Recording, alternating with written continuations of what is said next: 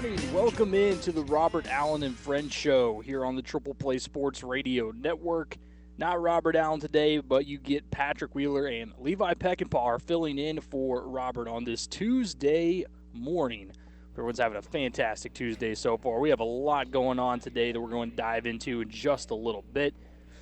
Tom Dorado is going to join us in the 11 o'clock hour, which will always be fun too. And much, much more. I am live today back at Stillwater Milling Agri Center, and this is a perfect spot to come to for Father's Day weekend coming up here in just a few days. So make sure you have the dad or the grandpa in your life the best gift, and you're going to find it here at Stillwater Milling Agri Center with large selections of men's Western apparel and boots in all sizes. It's perfect for your dad or your grandpa. Western wear and work wear for the guy who earns his living outside.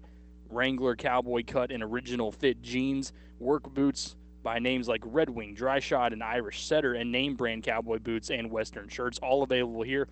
Promise, this is the one-stop shop. You're going to find what you want for dad at Stillwater Milling. As soon as you walk in, you'll see that's pretty apparent with everything that they have over here. Patrick Wheeler and Levi Peckinpah here with you for the next few hours. Levi, what's going on, man? You ready to rock and roll? Oh, yes, sir. I am ready to go. It's another day in paradise. Finally, for once, I'm actually up early in the morning. My sleep schedule has been totally messed up, but I finally got it fixed. Hopefully I got it fixed, and I'm ready to go for an awesome Tuesday. There you go. That's what we're going to get. We're going to get an awesome Tuesday, an awesome show coming up here. Now, I will remind everybody, too, that the TPT phone is going to be up and running today. I know all of Robert's listeners, a lot of them really enjoy texting in on the TPT line, and you can still do that today, and we will get to all of them at 405-385-4221, 405-385-4221, brought to you by Cimarron Iowa Casinos, and we'll check out what you guys have to say as the show goes on. You can always call in as well, and we'll get your thoughts on everything that we're about to get to. The big news of the day that we will start off with, Bryce Williams officially announcing last evening that he will return to Oklahoma State basketball. Now, Levi, this was one player that I think most of us were not really sure. There was pretty much, we looked at the rest of the guys on this squad, and those that we knew would probably be returning, but one that we really weren't sure of was going to be Bryce Williams. Would he actually exercise that extra year that he got, or would he call it quits? Would he go somewhere else? You just never knew. But I think it's pretty important for a number of different reasons, but also pretty interesting because if you look at the depth that is at that position for OSU right now in terms of guard, I mean, it's just unbelievable because that was maybe after they went ahead and got Bryce Thompson, I thought to myself, I don't know, maybe that kind of seals the deal for Bryce as much as he would probably like to come back and play for Mike Boynton and company. They add another guard. What's that going to end up doing for him? Obviously, it's a lot more competition. But you throw Bryce into the mix now with Bryce Williams, and, of course, you've got Avery that we talked about a ton. Isaac Likely's going to be there. Keelan Boone. That doesn't even include guys like Chris Harris who are going to be back. So I think that this position is extremely deep, and Bryce is going to get his time. The question is, will he be able to hold on to that time, because it's safe to say that there's a lot more competition coming in this year, waiting in the wings at guard. And he knows the system, which is always good, but he's going to have to fight, I think, to maintain some of it with the competition that he'll have behind him. Oh, yeah, he's definitely going to have to fight for a spot. Truly, I really don't think besides Avery and Isaac Likely that many people are going to be guaranteed any type of spot. Those, to me, are the only two guys that are guaranteed their spots, not only because of the improvement that you've seen from Avery, but the potential of a leader and what he can do on the offensive and defensive end that you can get from Isaac Likely. Besides that, I think almost every single spot is up for grab. I'm happy to see Bryce back because we saw a lot of potential that he had last season, but we also saw that as a player, he still had some stuff that he was trying to get figured out. But by the end of the season, he became a really good guard that could be useful for Mike Boynton. Hopefully, now that he's also going to have a little bit more practice time under him, a little bit more time in the system, because we could tell that once he figured out and how he felt in the system, that he worked really well. Hopefully he's going to be able to figure out some things now. They'll have more time in the system. And I'm also one of those components of, since there's more guards all together, there's so many guards to go around. But since there's so many guards, that means there's a lot of competition, which means they're able to go at each other and make each other a lot better. And I think the level of competition that you have there in the Oklahoma State guard spot, I think you're going to be able to get a lot of these players a lot better, because you're having to go up against some top-tier competition to get a spot on the squad. Well, were you surprised to actually see him say yes? Because I know he was definitely on the chopping block for a lot of us in terms of decision making, and I was really not able to pinpoint whether I thought he was going to for sure come back, because there were so many different factors at play, obviously with his age too and how long he's been in the game. But that shocked you at all? He was like, yeah, no problem. Oh yeah, that shocked me, especially since he was also one of the guys that was like, I don't know if I want to come back. I don't really like school. Doesn't like school, that's right. Yeah, whenever he said that, I was just like, yeah, this might be his 1 year, and then he might be out going over to the Euro Leagues, getting some cash over there.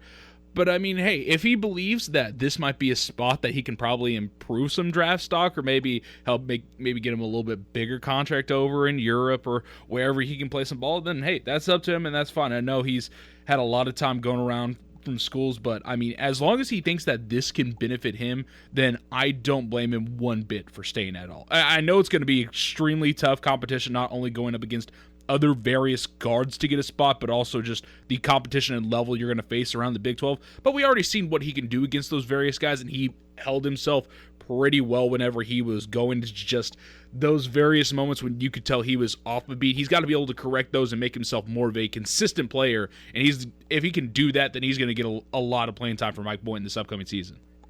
Yeah, there were questions about obviously if he was coming back, but in terms of using that extra year of eligibility, he was one of the candidates that I could see, kind of pulling the trigger and saying, why not? Because this was an opportunity for him to obviously come back to a system that he knows now. But at the same time, I mean, I think they're going to be asking for leadership out of him. And part of that has to do with the fact that Cade Cunningham's gone. It's like, okay, how much does that open up even for a guy like Bryce Williams? Because we know that you're going to be looking at Avery Anderson to be that guy. And I really have to think, too, with everyone else coming in, obviously I think Ice is going to end up playing better than he was, and if he can avoid injuries, that's a big part of it too.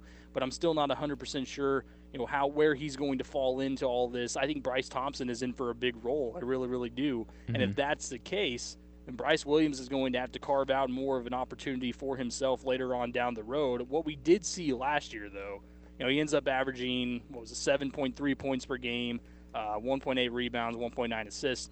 I remember specifically that game against Kansas where he just took off.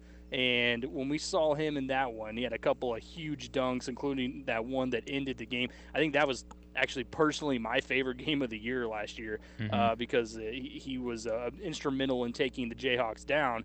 But he showed us a lot of what he could do.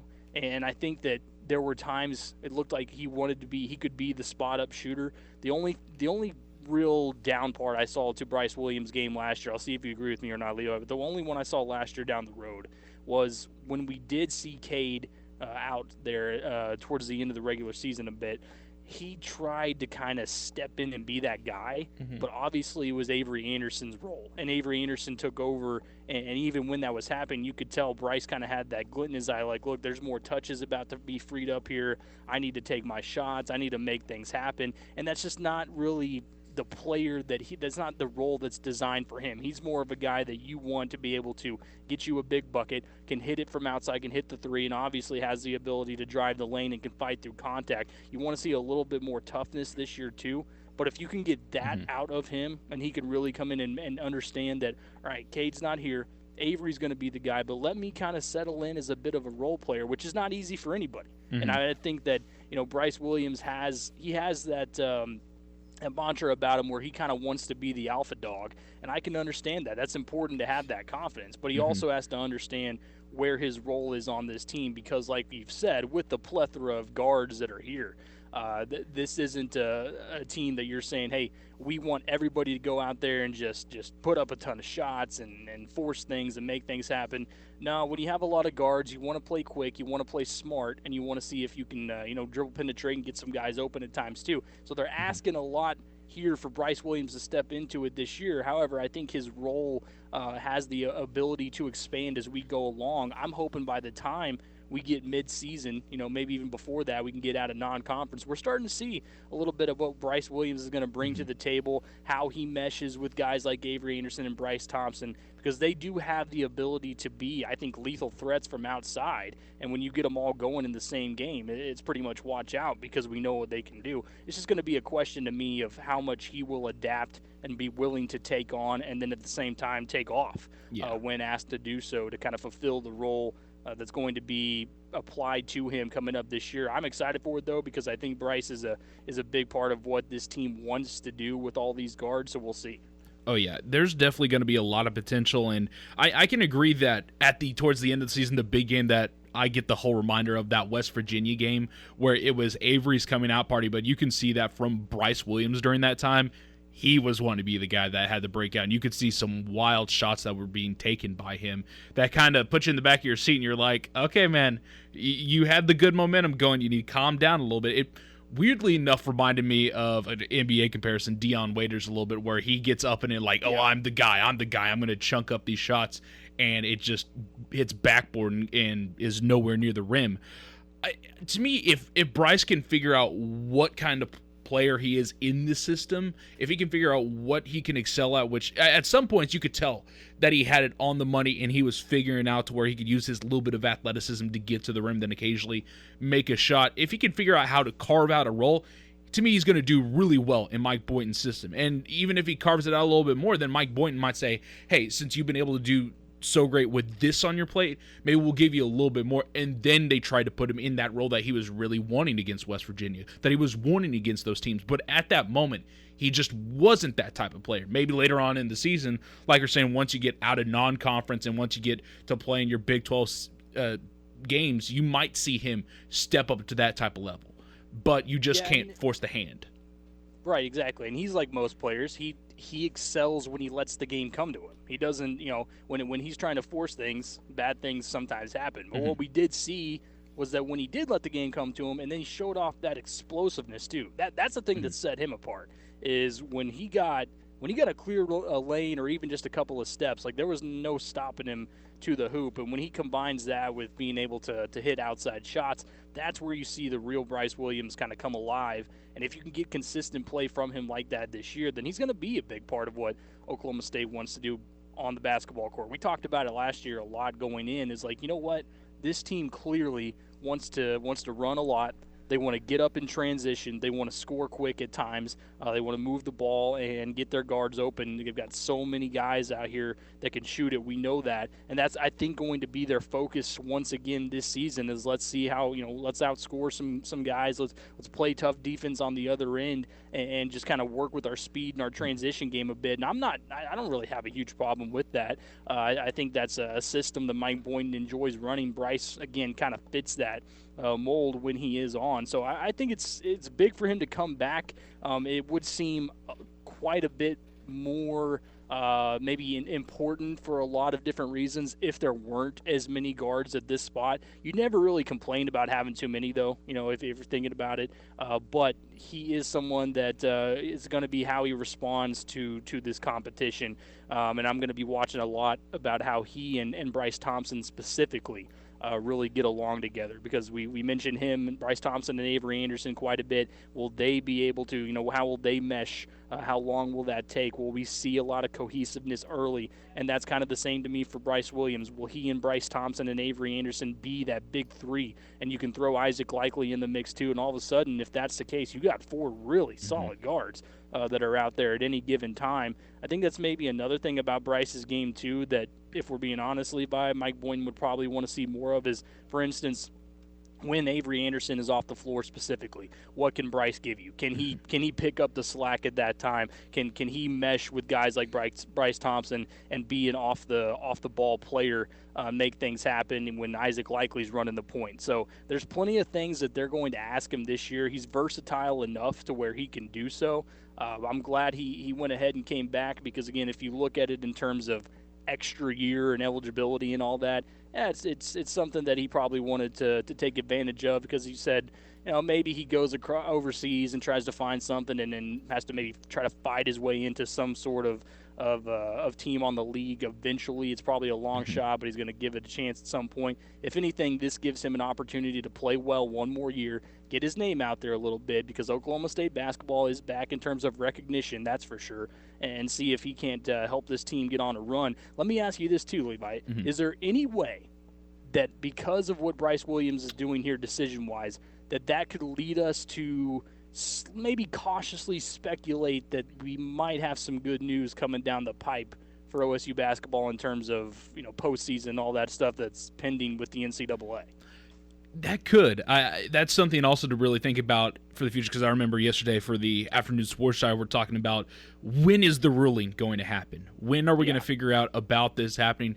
And honestly, that could be some good potential that, hey, since you saw a veteran come back and decided that, hey, I'm going to stick around at Oklahoma State, that could potentially show some foreshadowing that with how things are going on at Oklahoma State and with not really anything from the NCAA, that truly this might be Oklahoma State showing that things are going to be okay going forward, that they're going to establish a norm, and there's potential that for the NCAA they're not really that either they're going to subtract part of that ruling, and maybe the worst you see is you don't get that 1 year postseason ban. Maybe it's just stuff with scholarships or something along the lines to where they don't get as big of a punishment as that was originally portrayed, especially when you go back and you look at some of the other teams who got bigger, or I'd say lesser punishments for doing a lot worse compared to what we did. So this could be showing you a little bit of a mirror into the future, or this could be just something about Bryce, like we've been saying, going and looking a little bit towards his future about getting one extra year where he can look really good in Mike Boynton's system, since now it has that spotlight because of Cade being here. So now he's going to get that big magnifying glass on him to see if he's going to be able to do something, whether it might be somehow squeaking into the second round in the NBA or maybe even going and getting a good contract over in Europe. It could be one or the other. I really lean towards it's Bryce Williams looking out for himself and showing, hey, this might be the best opportunity for myself. I'm going to be fighting against a lot of guys, but I think I can carve myself out a spot in Mike Boynton's system. Yeah, and we'll run that hypothetical because I know that Tom really loves hypotheticals. So we'll run that by him when he comes on and see what he has to say. But it was Mike Boynton that tweeted yesterday, talking about, hey, make sure you purchase your season tickets for next year. And then he kind of threw in at the end of that tweet, we got some good news on the way. And whenever people see that, they think maybe that's the NCAA thing. But obviously that was the Bryce Williams news. So I could picture it, though. I could see him when he sat down with Bryce, and we did and had that conversation. He was like, Bryce, look, man, we're feeling good. We're feeling good about where we are right now, and you're going to be a big part of what we do next year. And when we're going to make a run to the tournament once again and see if we can't make some noise late in the season, and we need you to be a big part of it. And he said, yes, sir, because I think Bryce Williams, and that shows you, too, how much he does respect Mike Boynton and the style of play and everything too, because we like you said, he's not a school guy, and I can get that. I mean, he's been there for enough time now. School grates on him, man. It really does. College is it can get old pretty quick. I completely understand where he's coming from, but if he was able to be, convinced by a guy like Mike Boynton, look, it's no big deal. Come over here. We can balance it out. We're here for you. That just shows you, the level of respect I think that he has for that squad, and he's probably excited about the new additions on the coaching staff, and certainly, which is another interesting conversation. We'll talk about it later on in the show. But the fact that Cade Cunningham isn't there, I think had a lot to play into what Bryce was wanting to do ultimately, because he's no dummy. He understands that there's more touches going to be freed up, even with all the guards available. He's going to get his chances. The question is whether he runs with them or not, and we'll find out pretty early in the season. So the big news again, Bryce Williams officially announcing that he will be returning to Oklahoma State for the 2021-22 season. Should be a lot of fun to watch. When we come back, here on the Robert Allen and Friends Show. We're talking a lot about the college football playoff expansion. I know Robert's been hitting on it a little bit too. Big 12 Commissioner Bob Bowlesby had a few things to say yesterday about some of the ideas involving some of these home playoff games that will be taking place once the expansion is here. We'll dive a little bit more into what he had to say. Coming up next here, Robert Allen and Friends Show. This is Triple Play Sports Radio. Oh, screaming out at the top of my lungs, lungs, lungs, lungs, tell the world that I found the one. Whoa, my baby's hotter than the golden sun, sun. You make my heart beat like a bass drum. Listen to me now. I've been touched by an angel. Welcome back into the Robert Allen and Friends Show, Triple Play Sports Radio Network. Patrick Wheeler and Levi Peckinpah filling in for Robert Allen this morning, live from Stillwater Milling Agri Center. Perfect spot for Father's Day over here on 502 East 6th. They've got their Green Mountain wood-fired pellet grills available. Perfect for Dad's backyard, a lake house, or tailgating at Boone Pickens this fall, which will be fully back open, so you got to be prepared for that. The Green Mountain grills, they have massive grill space. They got 8 different options in one grill. Your dad can grill, barbecue, roast, slow cook, sear, braise, bake, or smoke. 8 different options. And plus, the Agri Center over here has flavorful hardwood blends, sauces, rubs, and grilling accessories too. If you bring your dad over, or you know, whoever's going to get him the gift, I promise that you will not be able to get out of here quickly. There are too many options and too many accessories. I've been looking over some of the I'm actually looking at one of the Green Mountain grills right now. It is awesome. It looks like something that a dad or a grandpa would spend a lot of time on. Plus, you're going to get to take advantage of the amazing things he makes on there. So it's a win-win situation. Come in here for Father's Day, which is coming up this weekend. Once again, don't forget, 502 East 6th in Stillwater Milling Agri Center. Patrick Wheeler and Levi Peckinpah here with you again. The TPT phone is up and running for the show today, as always. 405-385-4221. 405-385-4221. Brought to you by Cimarron Highway Casinos. And you can also call in as well. Whatever you want to talk about, feel free. We'll get into it. Just broke down a lot of the Bryce Williams stuff. If you didn't hear the first segment, he is officially coming back to OSU basketball. We'll have more on that with Tom Dorado when he joins us in the 11 o'clock hour. All right, so we've been talking a lot about, obviously the biggest news recently in pretty much all sports has been the college football playoff expansion talks, where we've got in just a few years now, it looks like we're going to go to 12 teams once that's officially approved, which it is expected to be.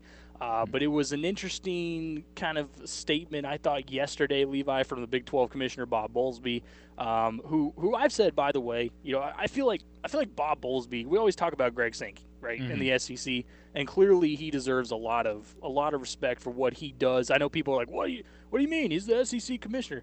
Yeah, but if you look at what he does for the game and how instrumental he was specifically last season, when around this time we still really had no idea what was going to happen with college football, whether it was going to happen or not, and he was a big part in making that come true, along with Bob Bowlesby. I mean, they were both at the top of finding a way to play college football during COVID, which I thought was really instrumental, and those two probably didn't get enough credit the whole time, but especially Bob Bowlesby. He's done a great job. And then you look at what he's done on top of the college football playoff as well. He's been big time instrumental in what we've done and what we've advanced with in the college football playoff.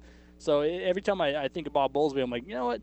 He probably goes a little underappreciated for everything that he does. But they've really been talking a lot, and the biggest emphasis has been on, all right, we like the idea, 12 teams, more games and all this, and then you read more into it and you're like, all right, but only a few of these teams are going to end up actually playing some of these home playoff games, and the 1 through 4 seeds that end up getting that bye are not going to end up playing at home. It's going to be normal New Year's Six and all that stuff with the bowls. And that, again, is my only issue that I would take with this, is that I think we should really start adopting, if we're going to go full-on copycat of some of the NFL style, which is exactly what this is doing, then we should also adopt that and basically say, look, we know it's been a tradition and all this, and we can still call it the Rose Bowl and all the, whatever you want to call, we can still call it all these names, but let's have it at home fields. How about that? Let's make it to where we can have that environment, because I think it would just be unbelievable. But Bob Bowlesby explained a little bit about what the thought process was into not having every one of these playoff games be on a home field and have that home field advantage.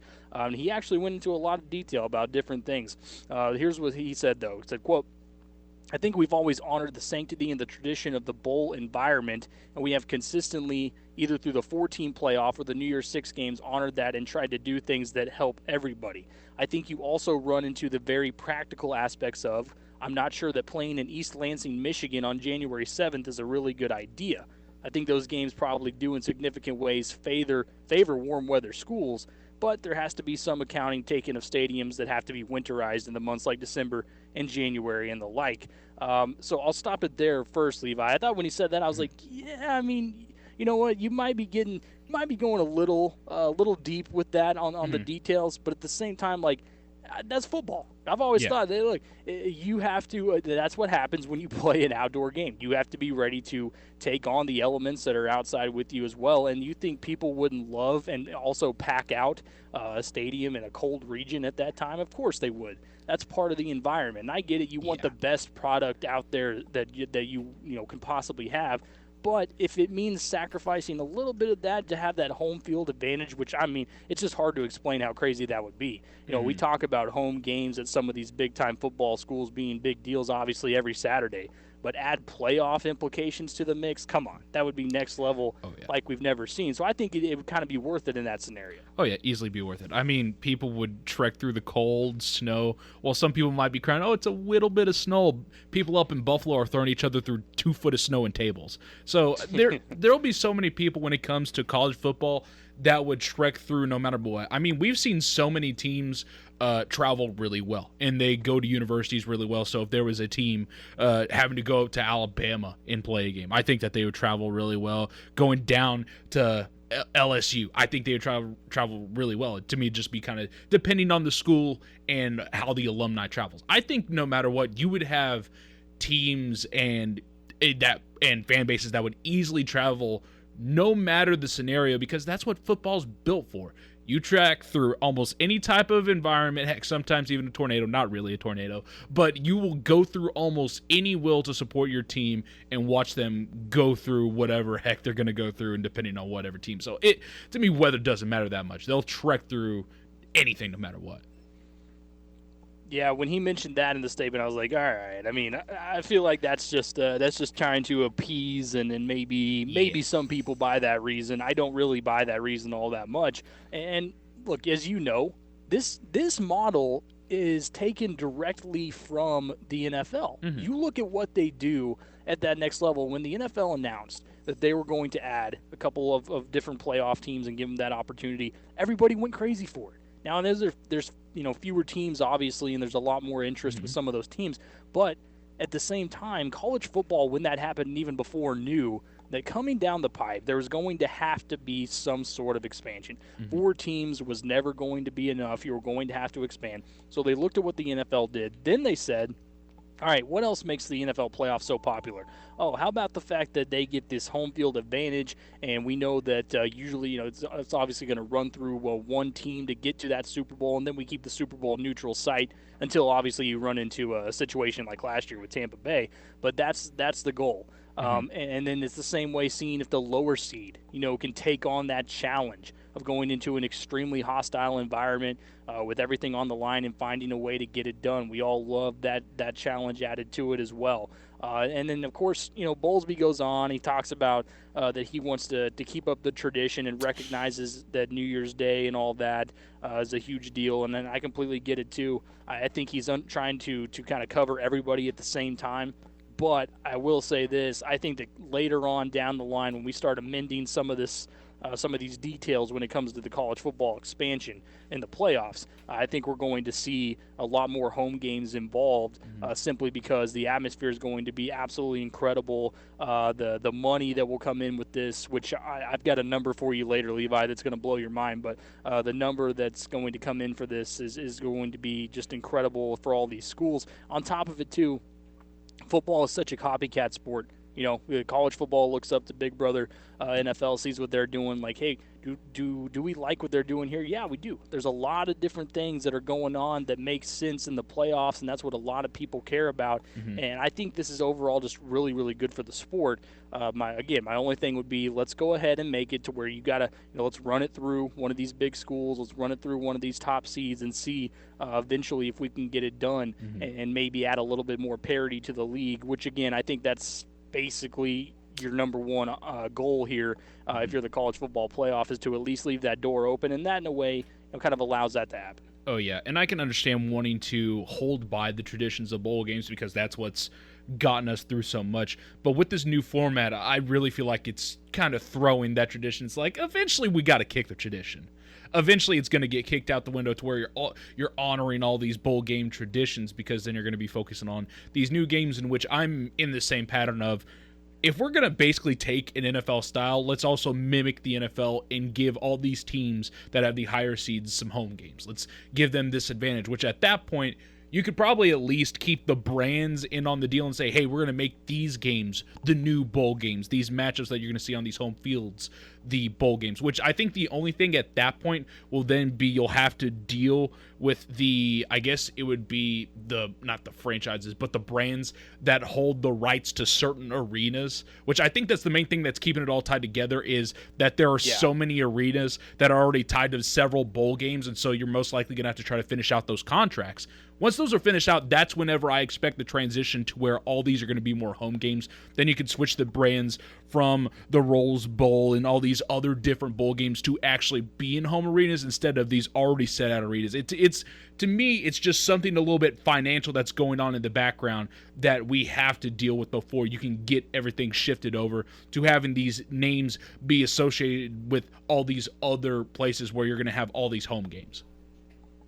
Yeah, there's a lot of details that have to be hashed out to get it done, that's for sure. It's not an easy wave of the wand by any means, but I do believe it will be taking place a couple of years, potentially after we see how it looks when you do have those home field advantages going to some of these teams when the expansion takes place. Should be a lot of fun. Can't wait for that to officially become part of the game, so you can see a bunch of different teams get their opportunity, and you never know. Somebody might get hot and make a little bit of a run. When we come back here on the Robert Allen and Friends Show, Chiefs tight end Travis Kelce had some interesting comments about another team that may be in the way for Kansas City to get back to a Super Bowl. But is he right about what he said? Find out next here, Triple Play Sports Radio Network. Showed you true colors, I don't like what I see. Story keeps changing, I know what that means. Know what that means, I know what that means. How'd you go from being that somebody I believed into being someone doubting me behind the scenes? Can't forgive it, sorry that I ain't never received. I mean, least you could've done was gave me an apology. But you're so prideful, yeah, prideful. Welcome back in. This is the Robert Allen and Friends Show. Patrick Wheeler and Levi Peckinpah filling in for Robert on this Tuesday, live Stillwater Milling Agri Center, where you can come on in and find everything you need for Father's Day. Tons of different selections of men's Western apparel and boots available right now. You can find Western wear and workwear for the guy who earns his living outside in the elements. They got Wrangler, Cowboy Cut, and Original Fit jeans. Work boots by names like Red Wing, Dry Shot, Irish Setter, the best brands. And cowboy boots and Western shirts, also name brand, available too. So come on in and you will find exactly what you're looking for the dad or the grandpa in your life. I looked back over here at the Western wear section and the boots behind me, and it is loaded up. So you are going to find whatever you want, and the sizes are all available too. 502 East 6th over here in Stillwater. All right, so Chiefs tight end Travis Kelce decided to he was actually involved with one of the Browns players the other day, and that was Jarvis Landry at one of his annual celebrity softball games, which was always interesting to take a look at too. And so he had a little bit to say about coming up with this season with the Browns. Obviously, Levi, as we know, the Browns, I mean, I'm not ready to say that they're just like back yet, but they definitely last year seemed as if they've got it clicking at the right time and the right place. They've got all the pieces they need at this moment. The question is, can they maintain some of that success we saw last year? I think it was big. You know, obviously when you knocked off Pittsburgh there, they showed that, hey, we're not messing around anymore. You know, we were the joke of the league for quite a while, but we've actually been able to build up. We're trying to take advantage of the talent we have now. So certainly they're going to be, I think, one of the threats coming up here. Give me another year, you know, like last year, and we'll see. But Travis Kelce, here's what he said to the Akron Beacon Journal afterwards whenever he was asked about the Browns after that celebrity softball game. He said, quote, "They're definitely a contender, without a doubt. It's definitely there. Baker Mayfield and the gang have upped the ante, made this team an unbelievable team, and a team you have to prepare for and take serious. I think that moving forward, without a doubt, I can see a lot more playoff games between us, and I'll just take it one day at a time and hope for it. I think the Browns and Chiefs are definitely neck and neck." Now, when he said that in part there, first of all, well, actually, let me back that up. When he said that the Browns are contenders, I'm still, look, I really do think that Cleveland has a real shot to knock off some big-time teams, but contenders, to me, might be a little bit far. Now, like I said, let me see a better year, another year out of Baker like last season, because he obviously, I think he matured a ton last year when he finally got the opportunity to, which was interesting, play without OBJ for most of the season. He matured, and he found a way to get it done. He had good receiving talent, but as I've said with you multiple times, the Browns really go with Baker Mayfield when a lot of other things really go without Baker Mayfield. That includes the run game. That includes the defense. When those things are on point, he's able to really feel comfortable, slide in, and be a different player that we've seen for quite a while. I think he's certainly on the cusp of breaking into that and maybe even that top 13, top 12 quarterback role, but they do have a lot of good pieces around us. I can see where the Browns are where Kelce's coming from here on the Browns, but I think that's a lot of praise. Now, I'm not saying that he wouldn't know, because he would know best. We saw the Chiefs play him last year, and that playoff game was unbelievable. But the fact that he said they're neck and neck, I don't know about that. When you have a guy like Patrick Mahomes, as talented as he is, that pushes you over the top. Maybe if the Chiefs had one more really solid wide receiver, because they're sitting on Travis Kelce and they're sitting on tight end, obviously, then they're sitting on Tyreek Hill. If you had one more big-time playmaker right there, I think it'd be really tough to say that. But were you surprised at all to see him go as far as to say the Browns are contenders and then say that they're neck and neck with Kansas City, arguably the best team in the league? I can understand the contenders because I'm on the fringe with that as well. Neck and neck with Kansas City, you are the furthest from the truth. No way. No how are they near Kansas City's level? This could be a step of a year to where you could see that, because Odell's going to be back, and we know that Jarvis Landry is great in his role, and depending on how things go, I mean, I would almost rather see Jarvis Landry be a number one than you see Odell working a number two role. I wouldn't mind that, but I think Odell's going to be working at a number one. That defense looks excellent, and I love what they did in the draft, and I think they've pretty much filled up the majority of their holes, and now it's just going to be dependent on what in the world is Baker Mayfield going to be able to do with what he's got. This is the best squad that the Browns have had in 2 decades. What in the world is he going to do with it? And I think you're going to have to put a lot of it in the hands of not only what's Kevin Stefanski going to do in his second year as head coach, how he's going to be able to modify, because you can best assure that run game is going to be there since they still have Nick Chubb and Kareem Hunt. How are they going to be able to adjust it a little bit more? Because I think they need to put a little bit more of a emphasis on passing into the game. And then I think with Baker, I think you can do that. I think that he's got the arm talent for it. And if they can adjust it a little bit, and then if that defense, if Jadeveon Clowney can look like even a fraction of what he looked like in Houston or Seattle, then that'll be nice. And then how is Myles Garrett going to look? Will the defense be able to stay healthy? I think that they are close to being a contender, but it's going to take almost ticking every other box to make sure that they're going to be able to step up to that type of level. I mean, they won their first playoff game in God knows how long last year. So they're already making a lot more steps compared to, heck, half of the other teams in the NFL.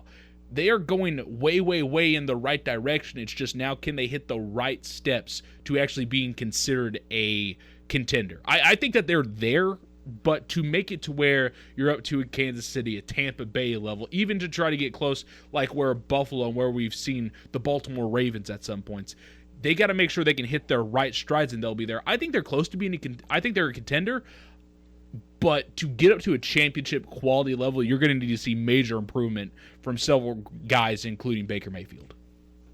Yeah, I think it was just a lot of really, really nice talk from Travis Kelce. I mean, some of it was probably sincere, but the idea, one reason why I think they still have a couple of steps to take, obviously, because yes, you beat Pittsburgh and they played their tails off from start to finish. They dominated that game. It wasn't really ever that close, as much as Big Ben tried to late in that game. It wasn't really ever that close. Then you get the next opportunity against Kansas City, and that at that point is where you were thinking to yourself, look, as soon as Mahomes went out and they didn't take advantage, and that was a big part of what the coaching staff really messed up big time in that game. They got really conservative late. At the same time, it put Baker Mayfield in a tough spot. He all of a sudden couldn't hit some of the quicker throws that he was supposed to make late in that game, and that showed you, okay, you're still a couple steps off, because they should have won that game, as we know, and moved on past Kansas City. So once they tightened those things up, but I'm with you. I think Kevin Stefanski is a big part of what Baker Mayfield's going to do. There's a lot of success tied in between those two, I think, coming down the pipe, because he actually understands and is the first decent coach that the Browns have had in quite a while, and that's something else that Baker Mayfield did. We talked about when Freddie Kitchens was there, it was an absolute disaster. There was no responsibility being held by anybody. Players said and did whatever they want. I think Kevin Stefanski found a way to kind of control that, and it's a team that had a bunch of big egos on it. I mean, it really is. OBJ's is huge. Jarvis Landry's isn't small by any means, and then you look at a guy like Kareem Hunt at running back. Baker Mayfield, obviously, when he came into the league, had a giant ego. I think that's toned down a bit. Really, it's been interesting, I think a big positive sign for the league, too, to see him mature in the way that he has, talking about Baker specifically, because I think there was a lot of questions after college and him coming in. What would he ever actually tighten things up? Would he let too many outside distractions play into it? And is he going to turn into someone like the next Johnny Manziel, for instance? But I think he's starting to prove a lot of people wrong. He's making the right steps. So I agree that they are right there. They're really, really close, maybe a couple pieces away. And we're going to see really quick, too, if Kelce's right or not, Levi, because we got game one coming up this season. With Kansas City and the Browns. It's going to be a nice little rematch there to start off, and I think we're going to find out whether they're pretenders or contenders when it comes up to the start of the season, whether they can play with the best, and they're going to get a chance to show that early. But when he said neck and neck, I was like, it's one thing to be nice, but let's dial it back here a little bit. Oh yeah, it was definitely some nice talk at that point, trying to just buddy up to Jarvis Landry while they were doing that event. But I think he is along the lines of that Cleveland they're on the edge of being contenders.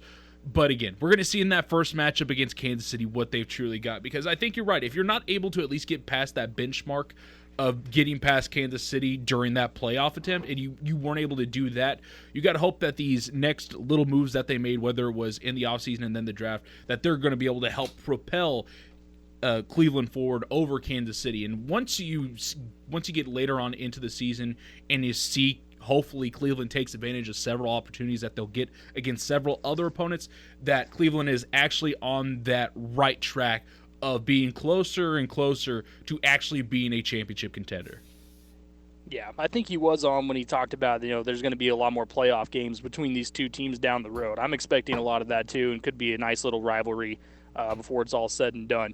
When we come back here on the Robert Allen and Friends Show, we'll get into the second hour, and Tom Dorado will join us. We'll talk a lot, get a lot more into the Bryce Williams stuff, a lot of baseball stuff coming up too here on Triple Play Sports Radio. Make sure to stay tuned for that. Hour number 2 is coming up. And I don't know how we make it out when we make out on the low. Even if it rains, you'd rather make it snow. Both you and me know we gotta let it go. Laying on the ground, wondering why it's so cold. How we make it out when we make out on the low. Even Welcome in to hour number 2 of the Robert Allen and Friends show here on the Triple Play Sports Radio Network. Patrick Wheeler and Levi Peckinpah filling in this morning on Triple Play Sports Radio, live from Stillwater Milling Agri Center. Green Mountain wood-fired pellet grills are available for Father's Day right now. Perfect for Dad's backyard, a lake house, or tailgating even at Boone Pickens this fall. Green Mountain grills have massive grill space with 8 options in one grill. Grill, barbecue, roast, slow cook, sear, braise, bake, or smoke. Tons of different flavorful hardwood blends, sauces, rubs, and grilling accessories too. So make sure you come over here at 502 East 6th and find the perfect Father's Day gift. Here in this second hour with Patrick Wheeler and Levi Peckinpah, as always, Tom Dorado joins too. And he's, I wondered, Tom, did you know I was going to be in here today, or is this like just a beautiful surprise for you? I had heard a little bit, and both of course, Robert's at the funeral of Robbie Robertson, and I worked with Robbie way back when he, I guess we're talking early, when Jimmy Johnson days, really, when he was doing some football here and doing coaches show stuff, and Robbie was really, he was an interesting fellow to be around. I was dismayed to hear that he had passed. Hadn't kept up with him very much the last 10 years or so, other than hearing him on commercials in Oklahoma City. He and Adrian spent a lot of time here at Oklahoma State and put in a lot of good work. So was sad to hear of the news that he had passed, and of course Robert's at the funeral. But I knew you were going to be around. Some here today, I thought. Yeah, we'll definitely we'll dive into a lot coming up here. You know, the big news after last evening, was that Bryce Williams officially announced he would return. And I know we talked about it a little bit, Tom, before, debating whether he was going to come back or not. And I told Levi I thought he was kind of one player that I wasn't 100% sure on whether he actually would. Everyone else kind of seemed like it was going to be good to go. But were you surprised to see Bryce return, and do you like that idea that he's going to come back for one more season? I was not surprised at all. I never thought he was leaving. I thought, when he showed what he was going to do during the first workouts there, of the new summertime in the spring, when he was still here working out, and I had a conversation with him one day, and I said, "What are you going to do?" I mean, I said, "I know if you're here, you're not leaving." I mean, if he was leaving, he'd been gone a long time ago. So I never thought he was going to leave. I don't know. To me, it wasn't all that much drama. I thought that was just a done deal. He was going to be here. So now he's back, which kind of paints an interesting picture, Patrick. And you and I talk a lot about it off the air. But this team is just top heavy in the backcourt, and you got so many guys who could shoot. Really, and I'm not telling Boynton how to handle things, but I thought Bryce Williams and Rondell Walker were great coming off the bench early in the year to do their thing, and they were defensive hawks. They really made life miserable. They turned some games after they came in the game almost in tandem. And that was their role. They wasn't a starter role. It really wasn't a shooter role. Come in here and play defense, energy, bring us something off the bench. I thought Walker and Williams did a hell of a job. I don't know. I'm guessing the first 15 games of the year, maybe something like that. And then all of a sudden, roles started to differ. Rondell started a couple games late. Williams was in there a lot more, but their roles changed. And I don't know if they were as effective after their roles changed. They were on occasion, but I liked the tandem of those coming in off the bench because I thought they did a good job defensively and really changed the momentum of a lot of games early on. I did too, and that's a lot of what we mentioned there in the open as well, is because, and the reason I guess I should say that I had more, questions about whether he would officially return is once Bryce Thompson actually said he was going to be here, simply because, like you said, the depth at guard is it's unbelievable. I wondered if that was going to throw a wrench in anything. What would he decide? But he had that extra year, so it makes sense. But as far as the roles that are going to, what you're going to end up playing if you're Bryce Williams, that's why I think you've got all of these. And it's funny you mentioned Rondell Walker. I mentioned a lot of other guards that are on this team, and I actually forgot to throw him in there. He's another one. It just keeps you keep talking about all these players that are at this position and the depth that they bring. But as far as Bryce, another part of what he I think still needs to do a little bit. I'll see if you agree with me. We saw last year when Cade went out that Avery really took over. But at the same time, you could see Bryce. He kind of had that feels like, man, I want to be the guy. And he had his opportunity to kind of try to make that happen. But at the same time, it seemed a little bit forced. And I thought he seems like the type of player that could fill a role that's specifically designed for him, and not necessarily be that guy that's going to go out and just change the game and drop in a ton of points or anything like that, even though it may have been something he was trying to do. So with Cade gone this year, do you see him being more of kind of that game changer, or is he going to have that opportunity to just kind of slide in, like you said, be a defensive stalwart at times, and then he's going to be good for a couple games here and there to really be the guy you go to for a bucket, and we know how explosive he is and everything too. So there's a lot of things he brings to the table, but as far as his role this year, is it going to be something that's going to be easier for him to accept now that he's been here for a season? That's a good question. I don't know if he'll accept the role. I don't even know what the role is going to be. I mean, I just gave you what I think he was the most effective doing, and that was coming off the bench and being a defensive guy.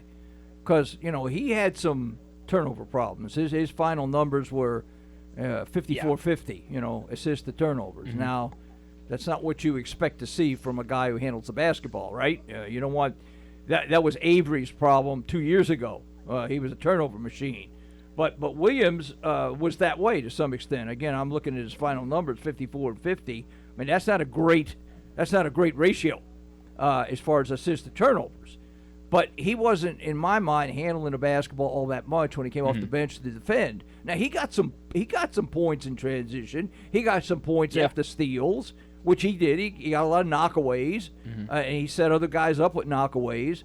He had 28 steals on the year, which would put him in the upper category of that department for Oklahoma State. But when he came in, I don't see him being as one of these guys, and we got a plethora of shooters, and that's going to be the chore of this basketball staff to identify who's shooting and who isn't, because we're not playing with 6 basketballs, we're playing with 1. And who's going to be the guy who makes the plays and sets everybody up? I don't see now, could Williams do that? If he was the only guard, he could be a shooter, okay? But I don't see him filling in and being a 20-point-a-night guy.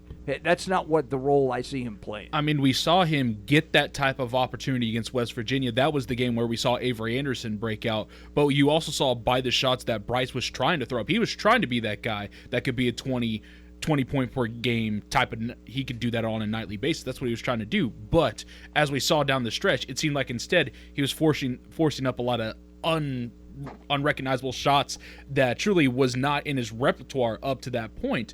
And you could see that there might be some type of ceiling of what is probably good for Bryce to do down the line. Well, he shot 32% from three-point in the league. That's not exactly burning the nets, okay? Right. And this is going to be, you got a lot of shooters on the floor, okay? I'm sure Rondell Walker feels like he could score 25 any night as well if he's given the opportunity. But you're going to have to blend in. You got Bryce Thompson, number one. You got him to work in the mix. Avery's going to be in the mix. Likely he's going to be there somewhere, not necessarily as a shooter, but he can score it. We talk about Rondell. You've got guys all over it. You only lost 2 people. Yeah. Now, Cunningham was like losing 5 people. I mean, that's a 20-point guy that, and I'm not of the ilk, and I don't know what's going to come out of the gathering this afternoon, but hopefully this will not be the spin that, Cade, we don't have Cade, but we got a lot. You don't have Cade. Cade saved our ass about 6 times last year down the stretch. I don't know that you got a guy who can do that. So I'm going into the fact that how are you going to make these guys accept their roles? Who's going to be a shooter? Who's going to be a set of guy? I'm not. Donovan Williams and Chris Harris are still a ways from being part of that mix because they're coming off the knee injury stuff. So I wouldn't throw them in as just a plethora of shooters and guards and front court people. But this is going to be on the coaching staff to figure out and get the message across. You're not all shooters on every possession. Somebody's not going to be a shooter, and now will you accept that role? That to me is a challenge. Yeah, no, I completely agree. It's going to be one of those situations where you run into Like you said, a lot of guys that obviously love to put the ball up. But it's going to be, can you get that cohesiveness? Can we move the ball effectively, get back on defense, and understand when we want to take our shots, understand who's got the hot hand, that type of thing. So I think there's a lot of work cut out for this squad when it comes to that too. And then of course you want to keep your big guys involved and obviously give an opportunity to Caleb Boone to maybe center some things out a little bit too.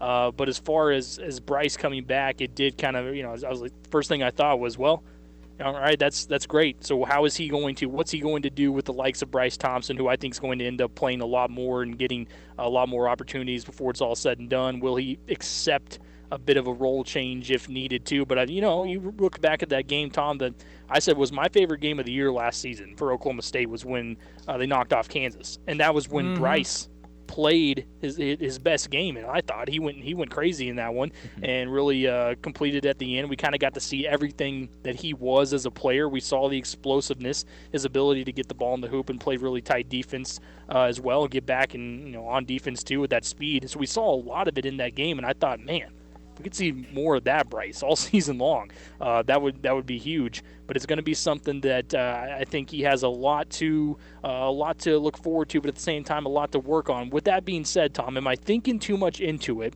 if I mention the idea that Bryce Williams coming back also could have a little bit to do with maybe some good news for Oklahoma State in terms of, did Mike Boynton go up to him and say, hey, look, you know what, Bryce? We're feeling really good about where we are with the NCAA. We've got to, we think we're going to be solid. We're going to play for the postseason. We want you to be a big part of it. Am I thinking too much into it, or is that a possibility? Well, I know that's been floated out there in the cyber world, that this afternoon there's going to be a major announcement from Boynton that he knows about the NCAA decision. To my knowledge, that's not the case. Now, I don't know. I guess in the next hour, the NCAA could send out a release, right? And yeah, we'd all know for sure. But he could say that. But to me, I don't know how many options Williams had. I mean, this was probably the best option. I'm not shortchanging the guy, but we've seen he's overall lifetime here. He's a 31% 3-point shooter. I mean, a lot of them didn't go in. Okay, 2/3 of them didn't go in. He's a good defender, and I think that is what I would sell. I mean, I forget the game. Kansas was one, and there was another one. Patrick, you might help me on. That he had the steal at the very end on an inbounds play, and iced the game away. He has tremendous instincts defensively, and he's got athleticism. But I don't think, in my mind, I don't think that anything was sold to him that if you come back, we're going to let you shoot it 20 times a game. I mean, I don't see that happening, and I think if he's going to be effective, he's going to be effective the way he was coming off the bench and being a defender, locking somebody up. Yeah. He can do that. But I don't see him being in the, he averaged 7-8 points last year. I don't know that he's going to jump up to 15, 16 points this year. I mean, it's just not enough basketballs to go around for everybody to average 15 points. Plus, he ran into the same problem that I'd say a good chunk of the team ran into last year, which was efficiency. He wasn't half the time very efficient on the offensive end, like you were saying, the barely 30-31% from the three-point That's not enough to think that, well, he had an option to go to the league or play. No. I mean, I guess he could have gone overseas and played, but I don't think he was ever going to go. So I'm going back to your initial question. I never thought, to me, that was no great big news. I didn't think he was going anywhere. Even with Bryce Thompson, Tom? Yeah, I mean, I think you got two different players here, two different things, and that's on Boynton now. Boynton's bringing all this stuff in, all this talent in. Now he and his new staff are going to have to figure out how to parcel out playing time and where you're going to play. And, it's one thing to bring in a lot of talent. I don't think any promises are made, quite frankly, because anytime you make a promise, then you have to go back on it later on. It all depends on the individual, whether they perform within the framework of what you're doing. But it's a nice problem to have. But at the same time, and I use problem in quotes. You can't see me doing the air quotes here. But, it's a nice situation to be in where you got enough talent, you got enough people to declare roles. But I have seen it over the years where when players come in and roles are dictated, they don't always like the role they're going to be given. But everybody can't be on the ball 100% of the time, and everybody can't be a shooter 100% of the time. Now, how will all these guys in the backcourt mix and set each other up with the new people they got in the middle with Hunter and Smith from Texas Tech?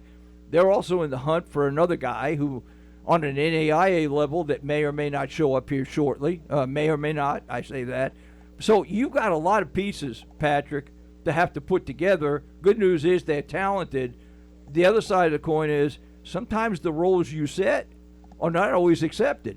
But I like Thompson in the defensive defender, get after somebody, lock somebody up, and occasionally you get a bucket out of a run out, you turn somebody over, you get a run out, you get a big dunk, get a steal.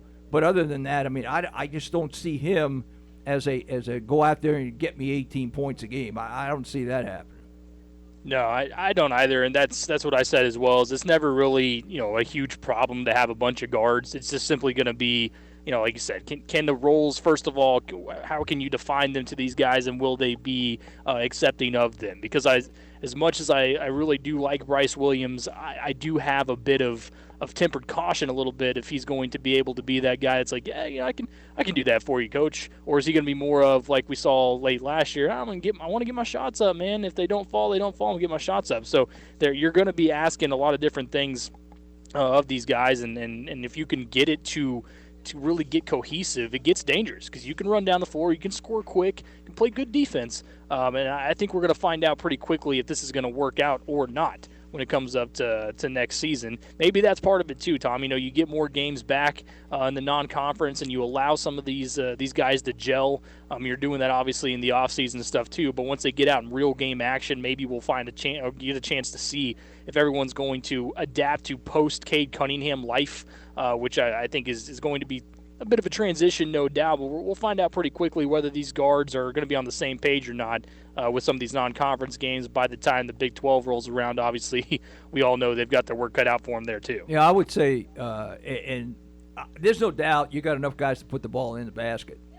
Now, the question is, did you have enough guys who will buy into keeping the ball out of the basket on the other end? Yeah. Mm-hmm. And, we talk about this team is built on defense. Well, and maybe this is today's new norm. Maybe this is today's new defense with the three-point shots. But, we gave up almost 74 points a game in Big 12 play. To me, that's not stifling defense. I mean, that's a feast or famine game. I'll give up 74 and I'll score 76 and win. Now, you can make a living on that, but to me, a stifling defense and a team that dictates its presence on defense, like we're told here, teams don't score in the 70s. You keep them in the mid-60s, upper 60s at best, and that to me is a defensive play, a good defensive effort. So to me, the Cunningham factor, getting used to him not being there to save you at the end, because you could have gone from 21 wins to 15 easily last year, and 15 would have got you maybe in the NIT. So that's how much you got to replace. And defensively, I mean, 74 points a game to me, even though it's a new norm perhaps, that's not a great defensive team. To me, that's about an average defensive team, and we'll see if these guys are any better. Yep, we'll find out pretty quickly. So there's the news again, in case anyone just tuned in. Bryce Williams officially returning to Oklahoma State basketball. When we come back to the Robert Allen and Friends show, Major League Baseball has decided to dish out a punishment for anyone found using a foreign substance. Oh boy, we're going to get into that coming up next year. Robert Allen and Friends show, Triple Play Sports Radio Network.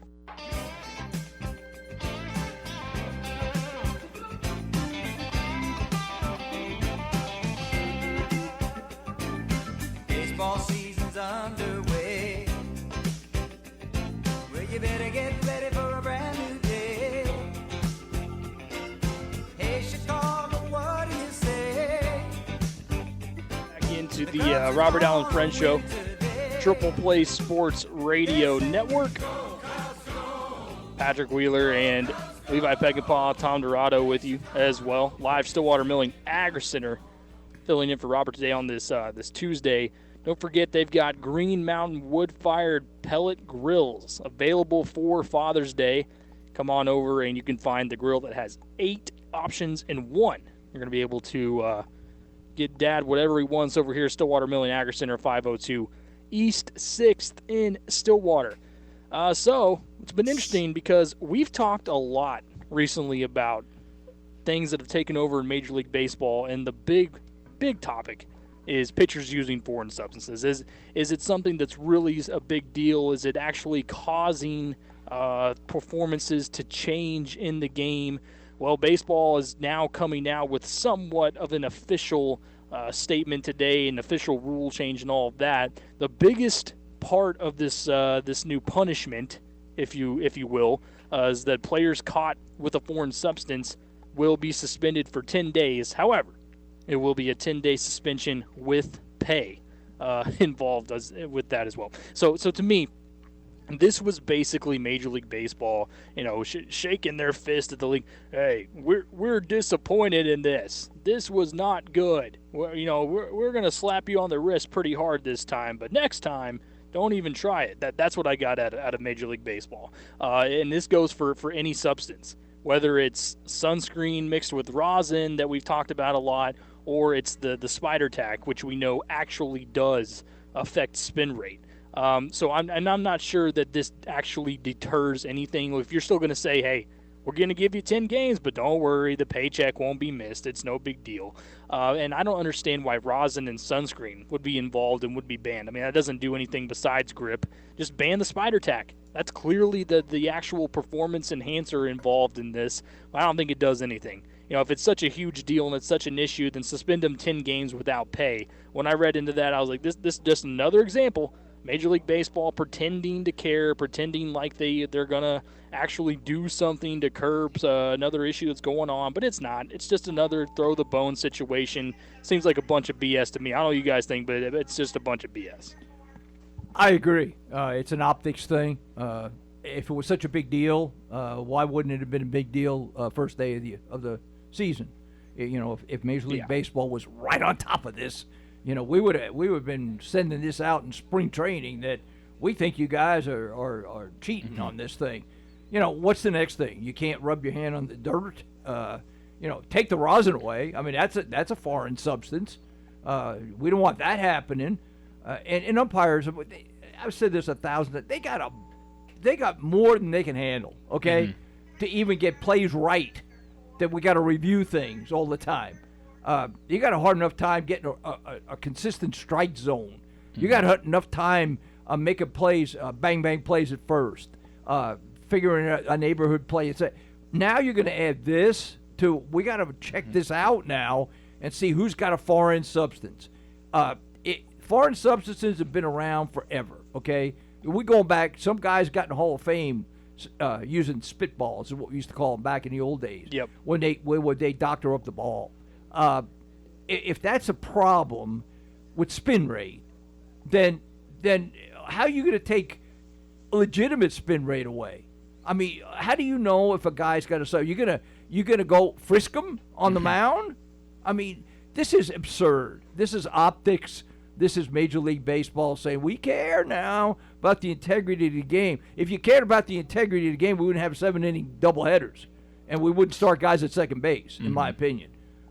So let's not be talking out of both sides of our mouth. This is basically the fact that maybe some fans, maybe some players are saying, man, we strike out 20 times a game, because they're cheating on the mound. Well, I think throwing it 95 to 100 miles an hour has about as much to do with striking out as any foreign substance. So this is yet another thing about Major League Baseball that's starting to irritate me. And 10 days, that's what, 2 starts maybe for a pitcher? One start pretty much, yeah. I mean, with especially with off days. So what are we doing here? Is it just going to be we care about the game and we're going to come down on people?